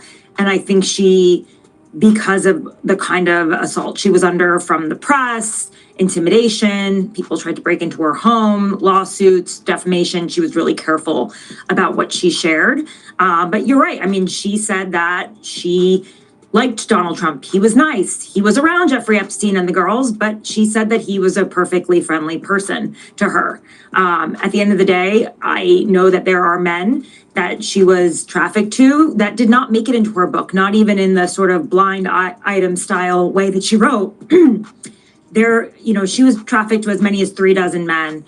And you don't even know the start of it. Like it's incredible. So I think with this story, we're just going to learn more and more. And I do think that Virginia, having seen her reputation dragged for decades, she was really careful about what she said publicly.